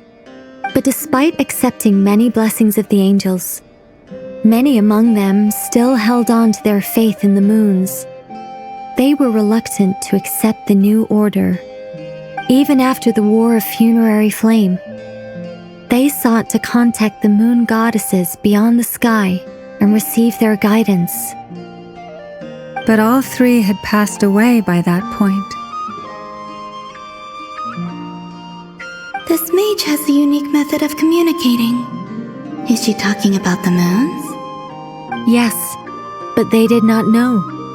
And so, still they prayed for the moon goddess's mercy.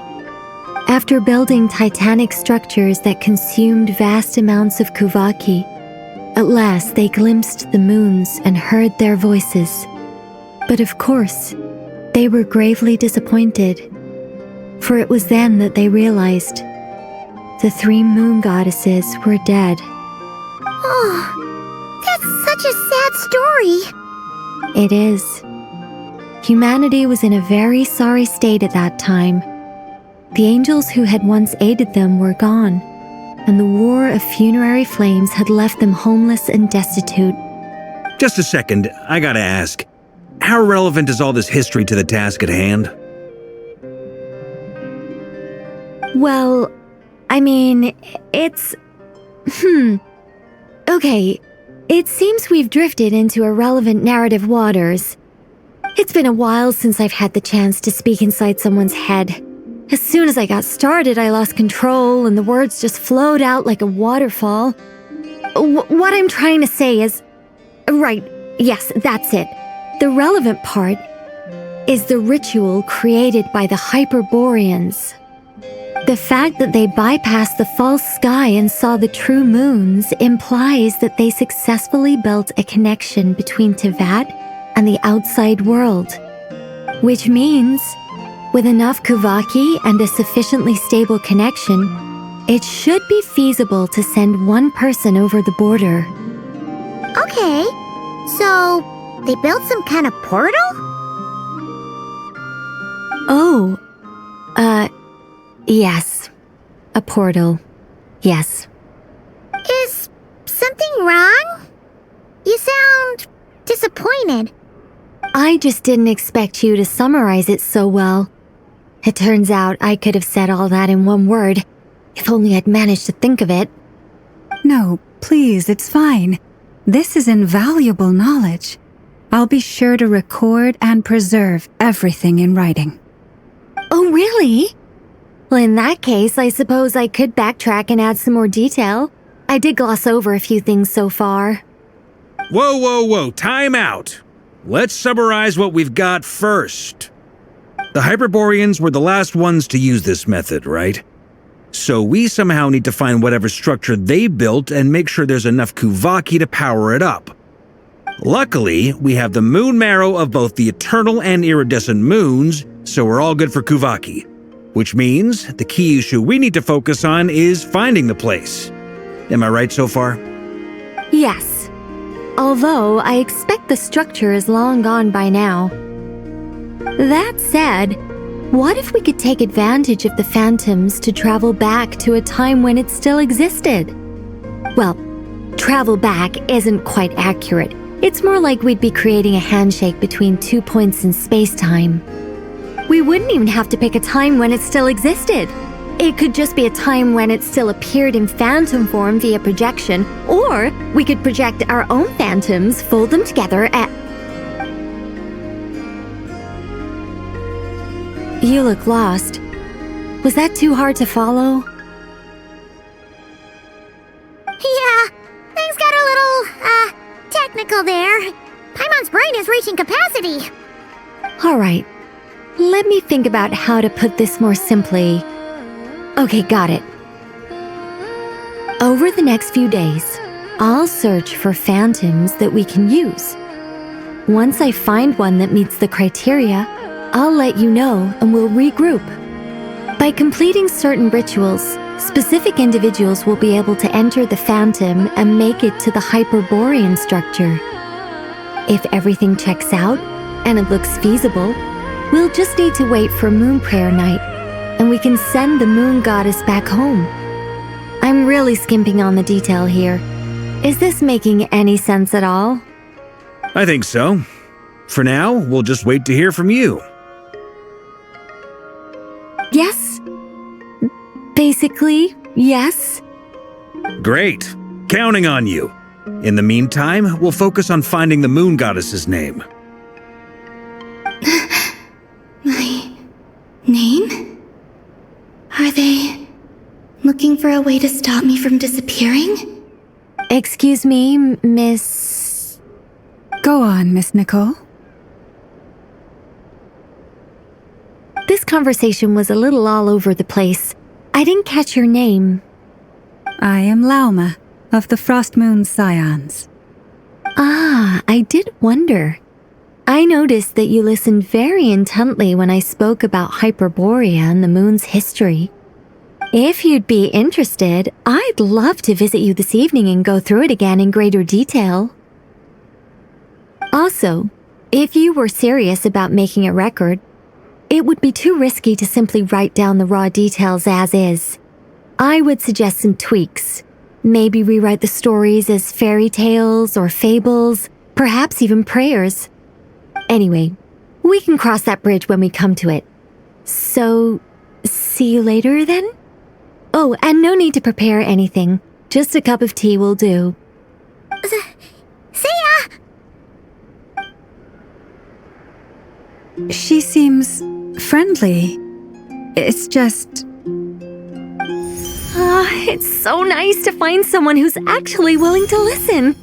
I've been dying for a chance to finally go through all this systematically from start to finish. Any longer and I'd probably start forgetting it. Now Paimon gets why Alice told us to mind our heads. Ha ha ha ha, what did I tell you?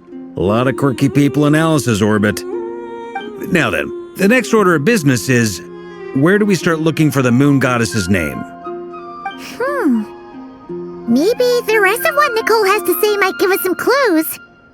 Once I've heard her out, I'll summarize the salient points and share them with you all. I'm also inclined to review our other documents. Yes, our faith was first established by our Hyperborean ancestors, but many of the more factually accurate records are from after Kutar's birth. Sounds like we're gonna follow Columbina's journey through Devat, huh? In that case, we'll start by heading to the Frostmoon Enclave. Sounds like a plan. Take this with you. I'll see about getting in touch with the Fatui. It'll probably just be Arlecchino and Sandroni again. They're the only ones who would want to help. Thank you, Mr. Varka. Don't mention it. Honestly, I'm more comfortable dealing with the Fatui than prying into the details of a young lady's childhood. Catch you later. I should follow them, just in case there's some way that I can help.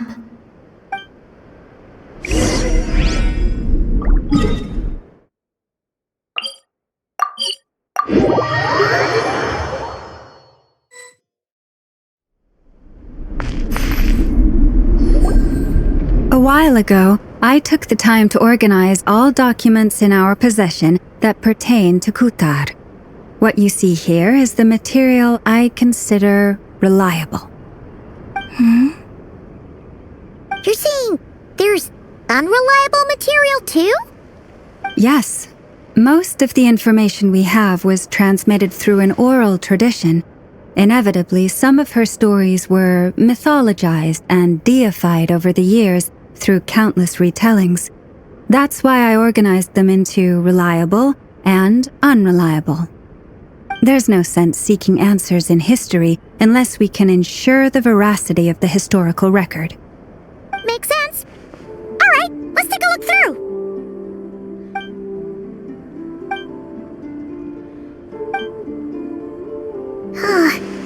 Almost all these records refer to Kutar instead of Columbina. Although neither of those is her real name. Paimon's not sure what point she's trying to make. What we can gather from these records is that the Frostmoon Scions worshipped her as a god, placing impossible expectations upon her. I cannot fault them for their earnest faith, but for all their devotion, worshipping her day in, day out changed nothing. I imagine that none of it resonated with Columbina. It wouldn't surprise me if, even back then, she had already begun to reject the name Kutar and everything it represented. Lauma speaks the truth.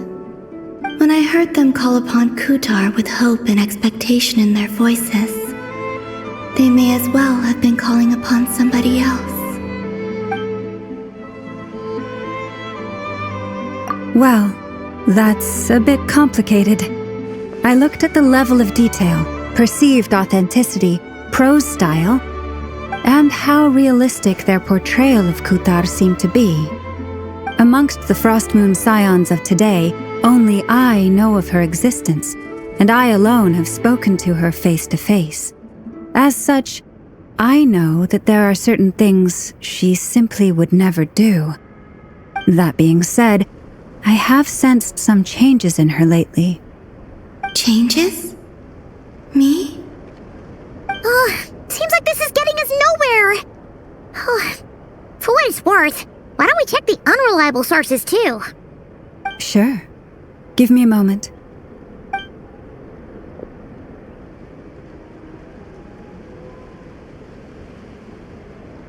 Exerting but a fraction of her divine might, Kutar sheared a great mass from the snow-capped mountain and cast it into the sea, upon whose surface shone the mirror image of the moon. Thus was formed the island of Hisi. Yeah, right. That doesn't even begin to pass the sniff test. The 3 moons are naught but lies through and through. Only one moon has ever shone for us, and Kutar is her name. The vast majority of ancient texts are filled with fanciful tales like these. I trust you understand my criteria a little better now. Kutar did not speak, merely gazing into the distance in silence. And where her gaze landed, this was her prophecy. Clearly, whoever wrote this text never even met Kutar. Otherwise, they'd know that her eyes are always closed. What about you, Traveler? What are you reading? Come on, let Paimon see. The child wished to build a wooden nest with which to shield a fledgling bird from the cold. But being so young and lacking in strength, the child could not snap the branches from the trees. Kutar was passing by. Upon seeing the child, she summoned forth a Kuhenki, who built a beautiful nest for the child. I remember that. Not knowing the meaning of Kutar's divine intervention, the child dared not to respond, and thus ran home to call their parents. But Kutar was gone. The moon chanter declared the event a miracle and took the nest as a relic, placing it on high for all to see. The child was named as one favored by the goddess and was greatly respected amongst the people. Yet, no further miracles were bestowed, and this matter was forgotten in but a few years. Any thoughts after reading that? Yeah, Columbina probably just wanted to join the kid in making nests. I'd originally considered this a fabrication, because Kutar did not perform any similar actions in subsequent records. But now that I think about it, it does seem like something Columbina would do. It's just that... She didn't know how other people would interpret her actions. She was probably worried about making things difficult for people. So, she gradually stopped joining in. Yes. Oh, that's so sad.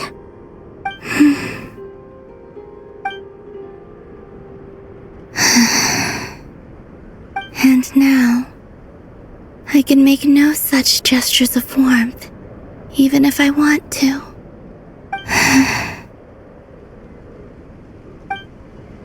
Still no name. That's a bit of a shame. But we did learn some interesting stories. That's gotta count for something. Varka said he was gonna set up a meeting with Arlecchino and Sandrone, right? Let's go back to Nasha Town and see how he's doing.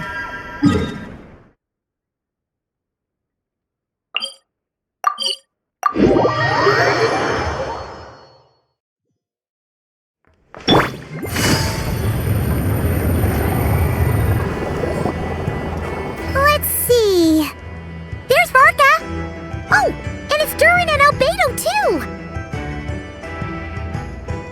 Yeah, this is pretty much the same place we bumped into each other last time.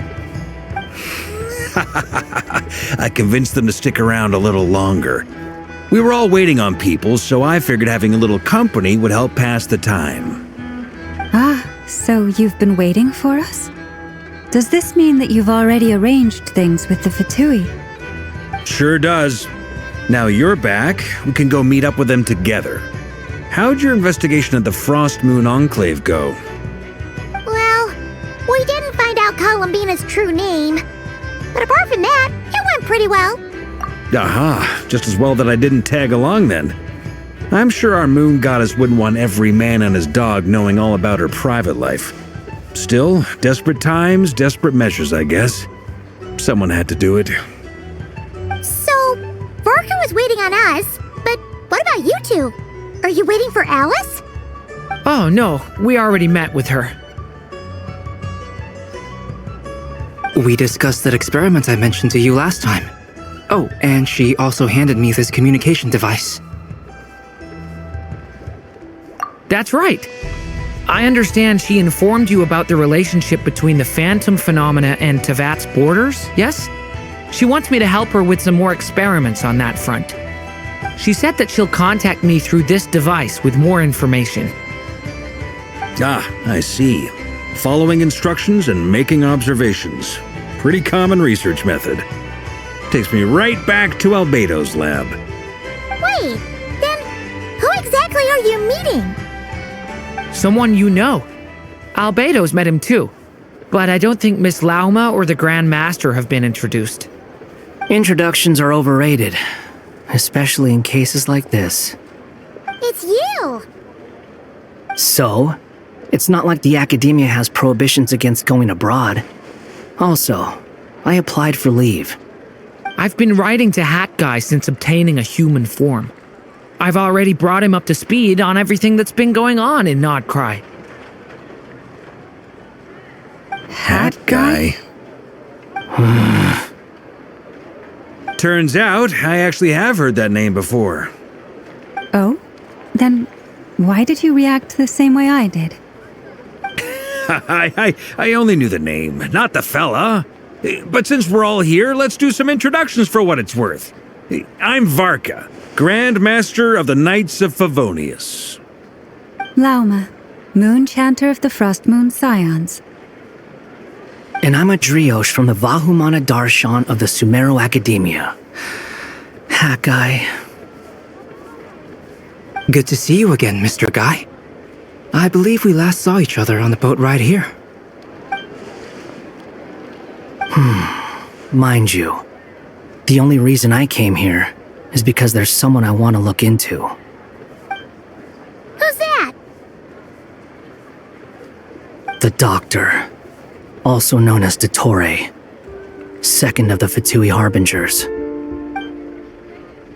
From the tone of your voice, it sounds like there's bad blood between you. I was reviewing our archives and noticed that a lot of information about him was missing. Left a bad taste in my mouth. That's all there is to it.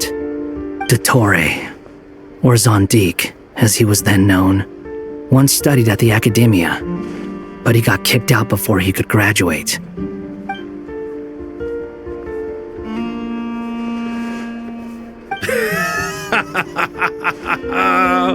So the Harbinger's #2 man is a college dropout? How embarrassing for them. Last we heard, he was planning something. We actually heard that a few times before, even coming to Nocturne, but we haven't seen a trace of him since we got here. He only appears when something interests him. For all we know, he might have left already. But the fact he did something here at all is worth noting. It'll fill a couple extra lines in his file. Why does it sound less like a file you're writing and more like a criminal record?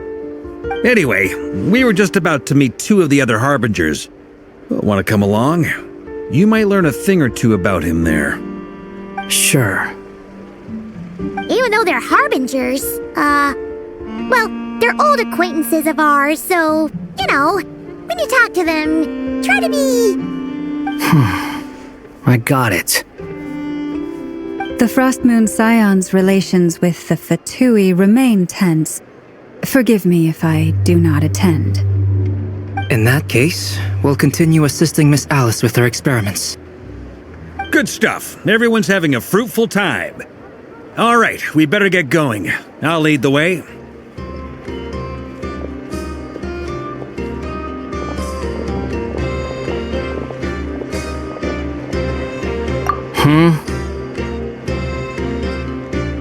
Well, yeah, that's obviously part of it. But I'm not the only one who has a score to settle with him.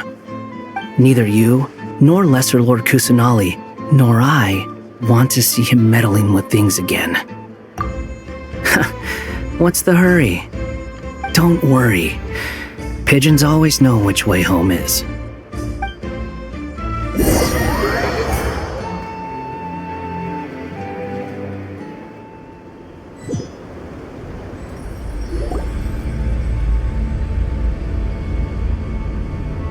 You made it. Who is this? A scholar from Sumeru. They call him Hat Guy. He's an old friend of the Travelers. Wait, this is the Academia representative you wrote about? He doesn't exactly look the part. I believe this will prove my identity. You'll notice it bears the seal of the Sanctuary of Surasthana. Well, what do you know? So it does. All right then. My mistake. It's fine. I expected as much. What? So as I mentioned in my letter, the Academia's got its eyes on Dottore. But this matter remains top secret. Apart from those assisting in the investigation, the fewer people who know, the better. If anyone asks, I'm here in Nocturne to pursue my personal academic interests. Gotta say, Barca, you did pretty well to keep all this under wraps for so long. Sounds like you got in touch with the Academia about this way back. You flatter me. Where do I even start? Remember that time we fought Rerir at Star Sand Shoal? He sure let me have it then, didn't he? I'll bet Dottore had that all sketched out, with me as his convenient little pawn. He could not care less about us if he tried, but hey, the feeling's mutual. Does Dottore really strike you as the sort who values his relationships with his colleagues? Fair point.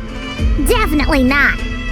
Which is why I always keep my guard up whenever he starts making suspicious moves.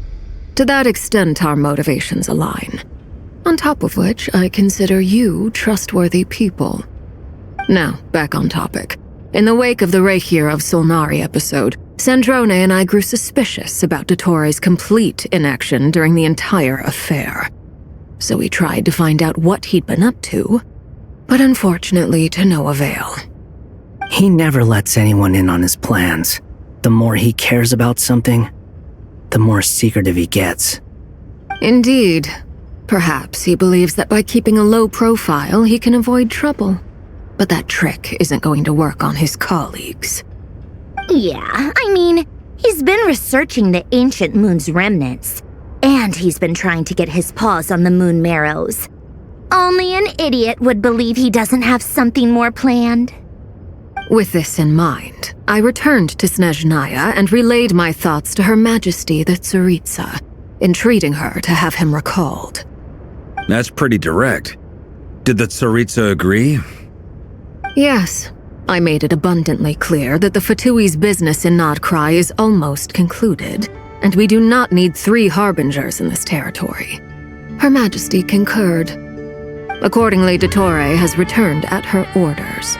I imagine he is continuing with experiments, which no one besides he would ever have any interest in.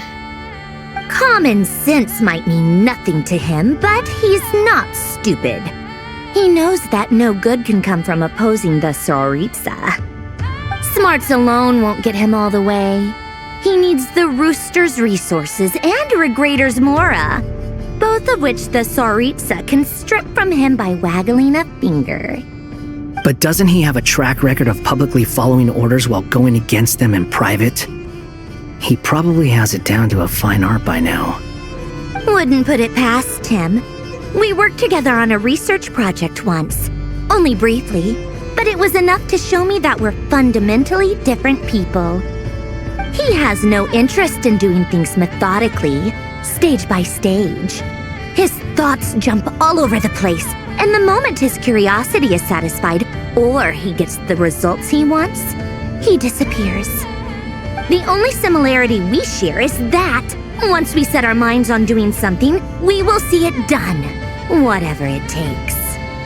Oh, we definitely saw some of that in your battle with Rerir. You got so competitive. Ugh, do not remind me. Then I believe we all concur. Dottore will not simply give up. Fantastic. Now this is turning into a whole day of unpleasant memories. Ugh. Are you talking about the moon marrow stuff? He also strikes me as the kind of person to disregard experimental regulations, ruin all the equipment, and go way over budget. Then leave the first person he can find to deal with the fallout. Exactly. This one time, he was running some high-temperature experiment and the substance exploded. But does he care? No. He orders his subordinates to open the device so he can observe the results, which causes the gas inside to leak out. That gas was poisonous. If I hadn't been there, who knows how many people might have died. And after all that, he left while I was still cleaning up after his mess. What a waste of time, he said. Waste of time? The nerve! He wasted my time! You've been bottling that up for a while, huh? Hat guy, I must say, you seem awfully familiar with internal Fatui affairs, especially when it comes to Dottore. Thank you, Lady Harbingers, for providing such valuable information. I have no other questions for now, so I'll be on my way. Wait, what? You're just gonna leave? You're welcome to join if you want. Ugh. Just when Paimon thought he'd finally mellowed out. He makes quite the impression. I'll say. I've met tons of headstrong people, but not many of them would join me in bad-mouthing Dottore. Anyway, back to the main agenda. Barca, you said that Columbina has gone missing? Or rather, disappeared. Yeah. We're working on building a connection between her and this world. The simplest method is to find out her real name. I've actually asked her that question before, but she said she didn't know. Considering our relationship, I doubt she was lying to me. As far as I recall, she was never dispatched by Her Majesty to claim a gnosis or anything like that. The Tsaritsa's plans had long contained a place specifically for her. I always thought that was weird. What could she do that the rest of us couldn't? Knowing what we do now, it's probably something related to Kavaki, right? More than likely.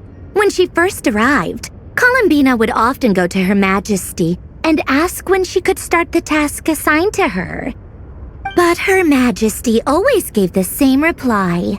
The time has not yet come. So she spent her days in Snezhnaya doing basically nothing.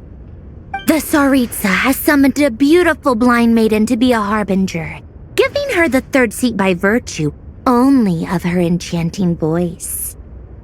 It was a dumb and stupid rumor, but the reality of the situation made it hard to refute. And what happened after that? I imagine she stopped caring. She no longer seemed to care why she had been recruited, and Her Majesty never gave her any missions, so she just continued to sing in the flower garden. For my part, I was busy.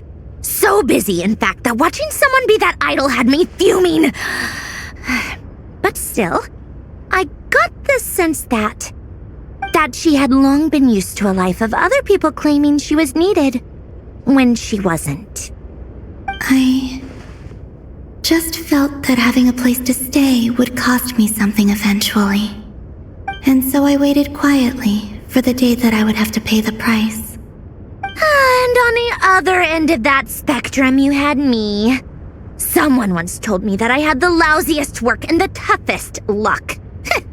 That's a good way of putting it. I forget who said it, but those words have always stuck with me. But you've done your job exceptionally well all this time. Because at heart, you are a conscientious person. What is it? Something come to mind? That makes sense. Nothing screams you are needed like your name shouted from across the town. Well, good luck with it. But if you ask me, Columbina is still the most shoutable name. I'm just so used to it now, after all the arguments we've had. I can't be bothered trying to remember another name for her. Nor I. Sandrone. Harlequino.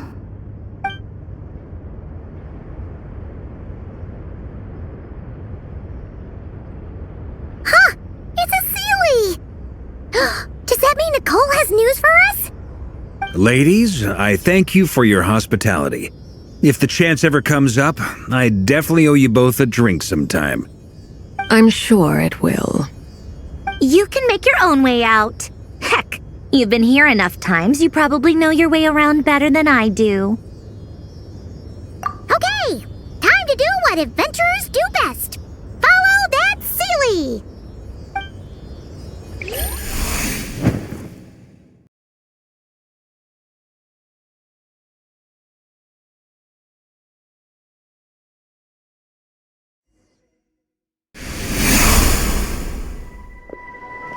Here you are.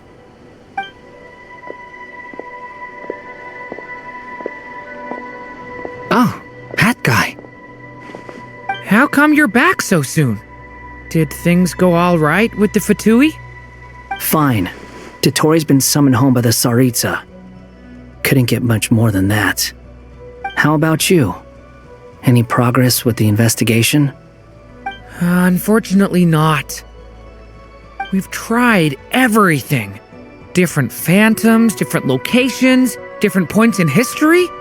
But the results are the same each time. Abyssal monsters roaming the land. People crying out in despair, with no hope of being rescued. Every time I see it, I can't help but think, is this what it was like in Mondstadt when Dragonspine Durin attacked? And if I fail in the task I've been given, will I create yet another tragedy? That's just meaningless speculation. When we encountered similar phenomena previously, I tried to interfere with those illusions, using sounds and lights to guide them. However, we could not change their fates. At most, we were able to extend their existences. The events of the past are like fate that has been written into Irminsul. There isn't a living thing in Teyvat that can escape its past. But Miss Alice instructed us to try to find ways to change the outcome that these phantoms face. It's an impossible task. Can't you just refuse? Since she asked us to do this, I feel like it can't truly be impossible. Or if it is, well, mages can make the impossible possible. I could not have been born as Durin otherwise. But you also said that your past 39 attempts were fruitless. That's true. But you're still going. Yes. After this many futile attempts, surely you realize that you're not doing this because you still believe what some mage told you. It's because you want her hypothesis to come true. It's something you wish for deep inside. So, think for yourself about what you want to do. As long as you don't believe it's futile, it isn't. Yeah. Previous experience indicates that we cannot touch the phantoms, which limits the effectiveness of our interventions. If we want to clear this hurdle, we need to break this rule somehow. Same thought here. Following the same rules means repeating the same failures. Reducing ourselves to mere playthings of fate. So you mean we need to figure out a way to make contact with them despite knowing that we can't? Yes, and I suspect that's something only you are capable of. Everything in Teyvat is logged in Irminsul, but the withering that once occurred in Sumeru was a sign that the Great World Tree was being corrupted. This corruption allowed things that should not have existed in Teyvat to appear. This is tantamount to rewriting reality to an extent. You're saying abyssal power might be able to affect those phantoms? No one's ever tried it before. If you're gonna try it, it'll take courage. And you have to be confident that you can control it. Is anyone there? Has anyone seen my daughter? She's missing. I have to find her. I hear someone inside. Spargana? Are you in there?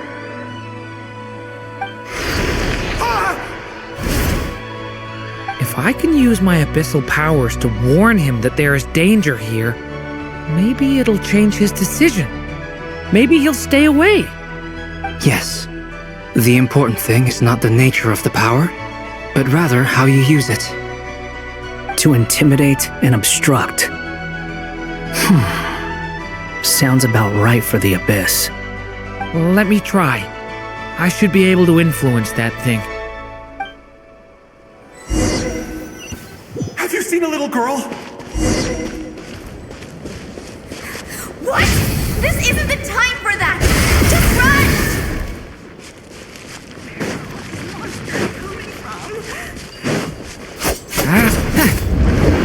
There's someone inside. Spargana? Are you in there?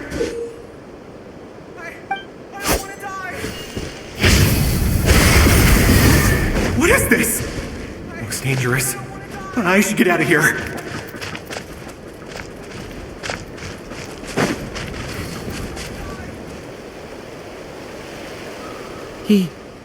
He really left!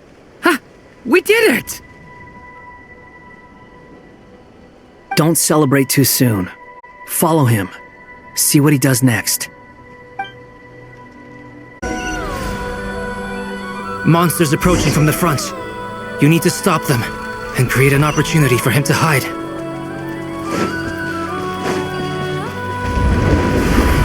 No!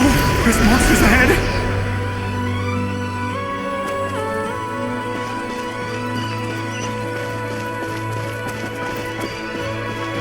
Wait, is that the barrier I saw earlier? Why is it appearing now? It's as if someone's controlling it. The monsters are gone. Is it safe now?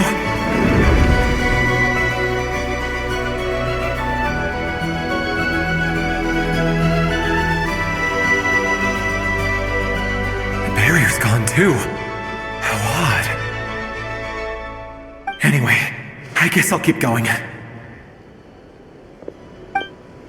Quickly, let's keep up.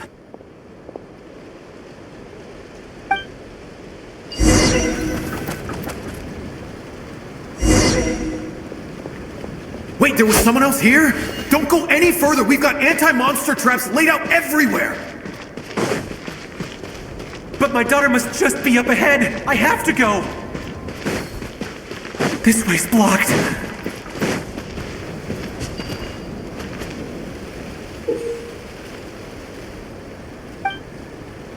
We might be able to use the explosives over there, but we need to take care not to hurt him.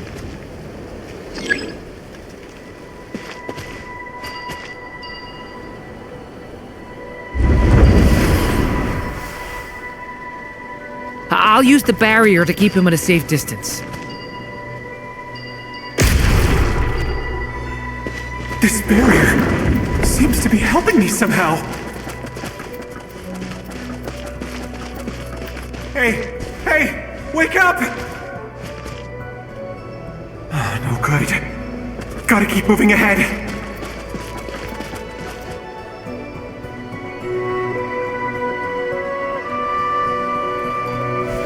So many monsters! There's still a chance, Durin. Use the traps.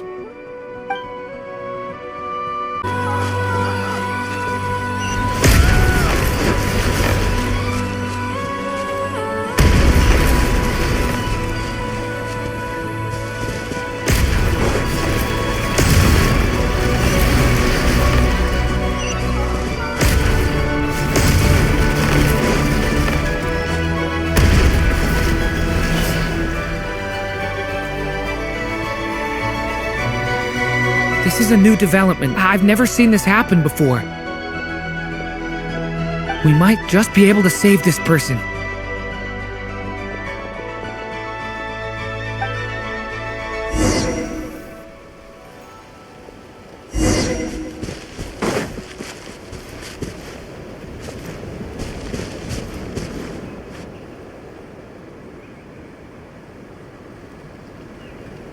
Hello there. Have you seen my daughter? Spargana's her name. She's carrying a large backpack. Get out while you still can, you fool. You won't find any survivors here. But I can't just leave her here. She must be so scared right now. Wish I could help, but I haven't seen her. You'll just have to keep looking. Okay, thank you. If I do find her, I'll get her to shelter and come back for you. Don't bother. I've got nowhere left to go.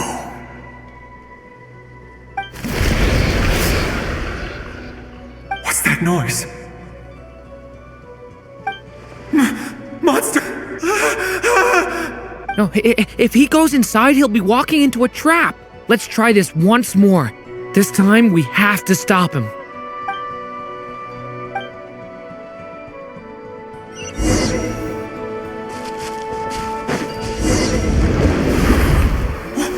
Why? How will I know where Spargana's gone like this?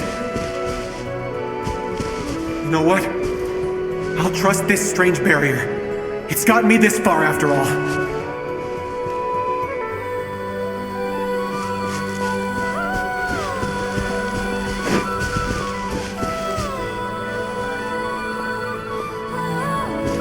Spargana, are you there?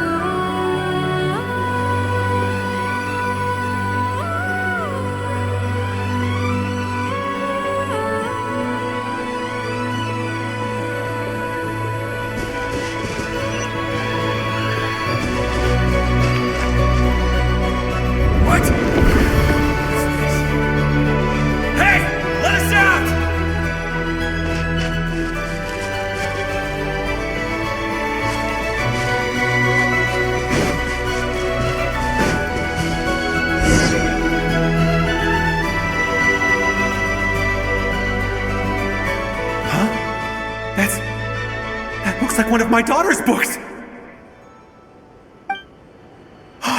Thank you! Thank you! Yes, it's one of hers for sure! That's her name on it right there! She left her backpack here!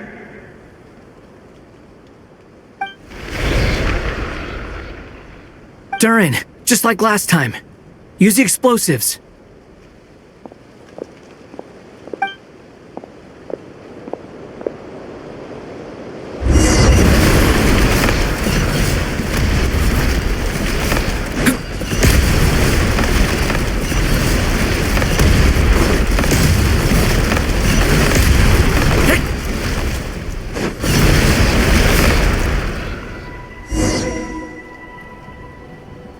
It won't work.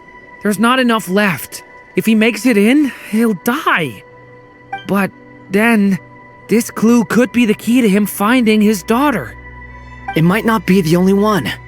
Better he misses that clue than loses his life. I guess so.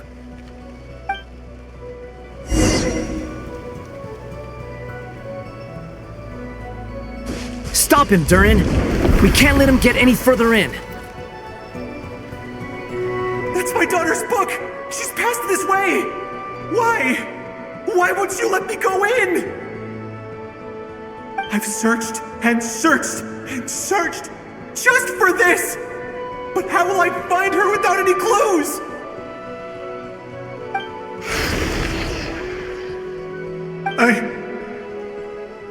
I no longer have anywhere else to go.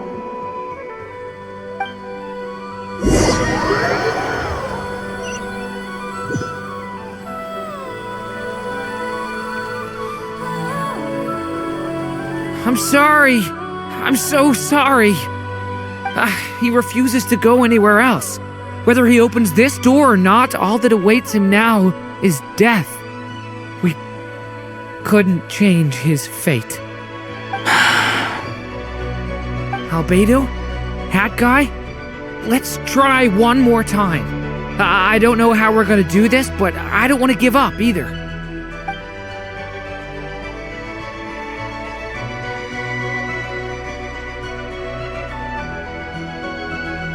Why am I here? What's going on? All these scenes running through my head. Where are they from? Huh? What's going on? His reactions have changed. How many times have I... What's happening to me? Huh? Wait, who are you? You can see us now?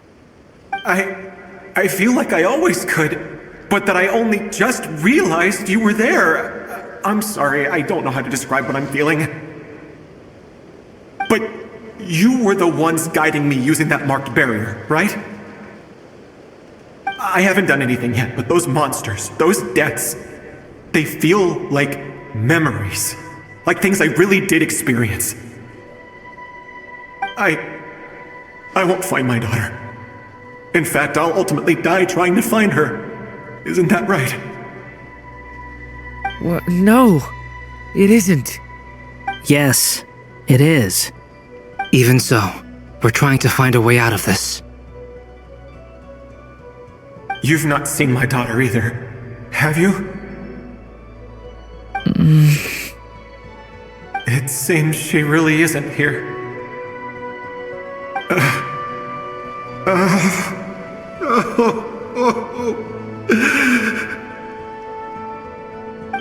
I'm sorry we couldn't help you.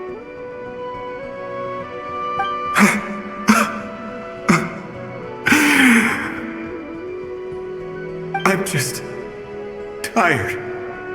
Maybe this is destiny. Maybe it doesn't matter how hard I search. How long do I have left? Experience says 15 to 20 minutes. 15 to 20. Thank you for all your help. Let's rest a while. You look exhausted too.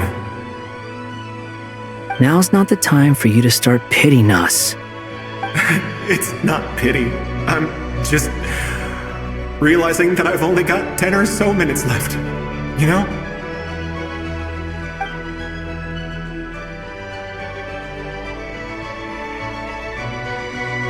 You say you're from Mondstadt, yes? A place with windmills, where people enjoy limitless freedom? And you're from Sumeru, where they've built an academy into a giant tree? Yes. It seems you've never heard of either place. Those names are unknown to me, I'm afraid, yes. Have you heard of Hyperborea? I have, but I heard that it was destroyed in the distant past. I see. That was where my ancestors once lived. What about Delphi Pytho?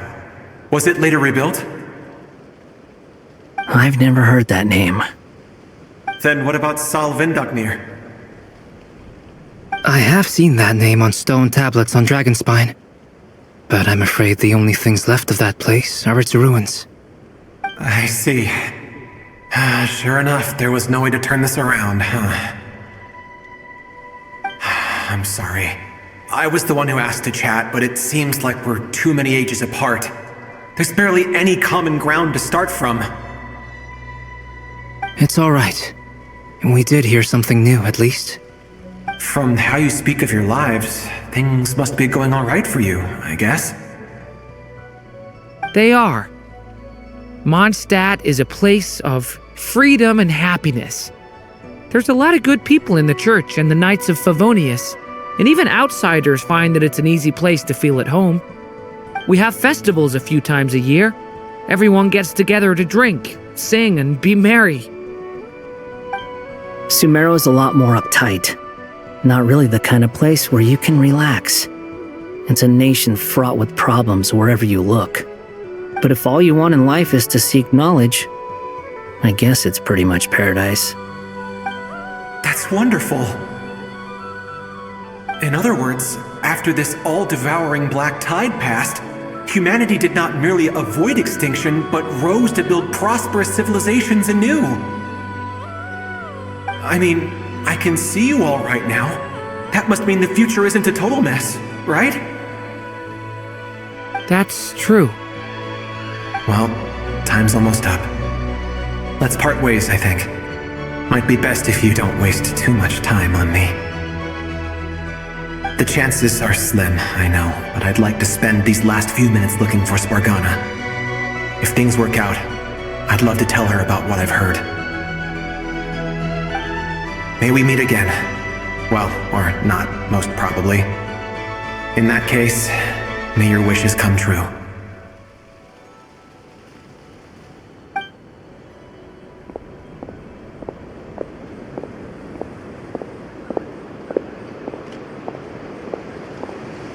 He's gone.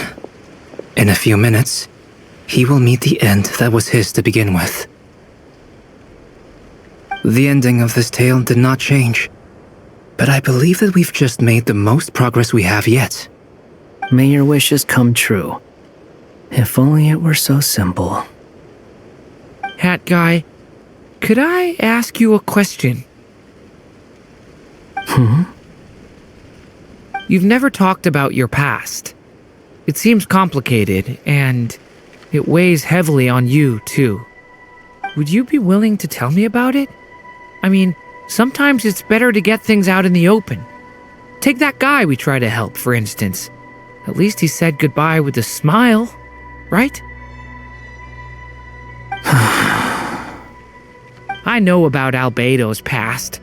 Our experiences are very similar, and he created me.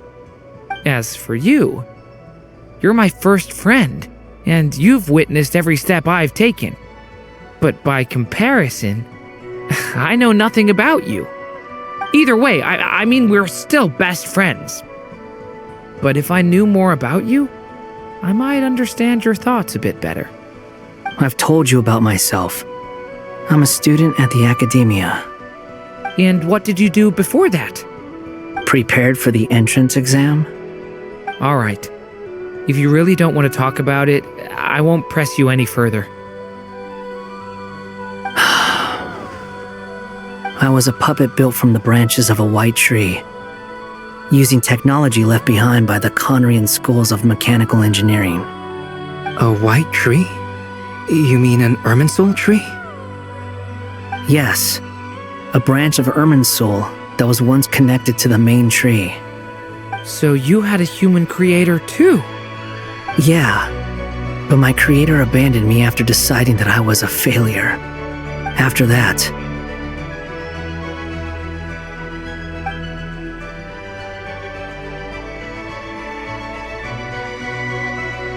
Durin, resisting the influence of the abyss, suppressing the urge to destroy, trying to do the right thing. None of these things are easy. But no matter how hard they are, trying to rewrite past wrongs is far harder. You asked me if you would create a new tragedy if you failed. I told you there was no point speculating about that. But the real answer is, yes, you absolutely will. That guy. But at least you've got people here to help steer you away from the wrong path. So, just keep aiming towards the light. I will. I promise. All right, break time's over. Hello? Durin speaking. Hello, friends, it's me! What have you been up to, I'm detecting some unmistakable fluctuations here at the border. The amplitude isn't particularly high, but they're completely different signals from the ones before, and the scale is comparable to those I've detected previously. Alice, we were unable to save that person. However, he appears to have retained a portion of the memories gained through that cycle, and was able to hold a conversation with us. I see. Well, that is rather odd indeed. It definitely merits further attention. Could I trouble you to keep trying the same approach? I need to gather some more data. Counting on you. I should probably have Nicole come and check this out as well.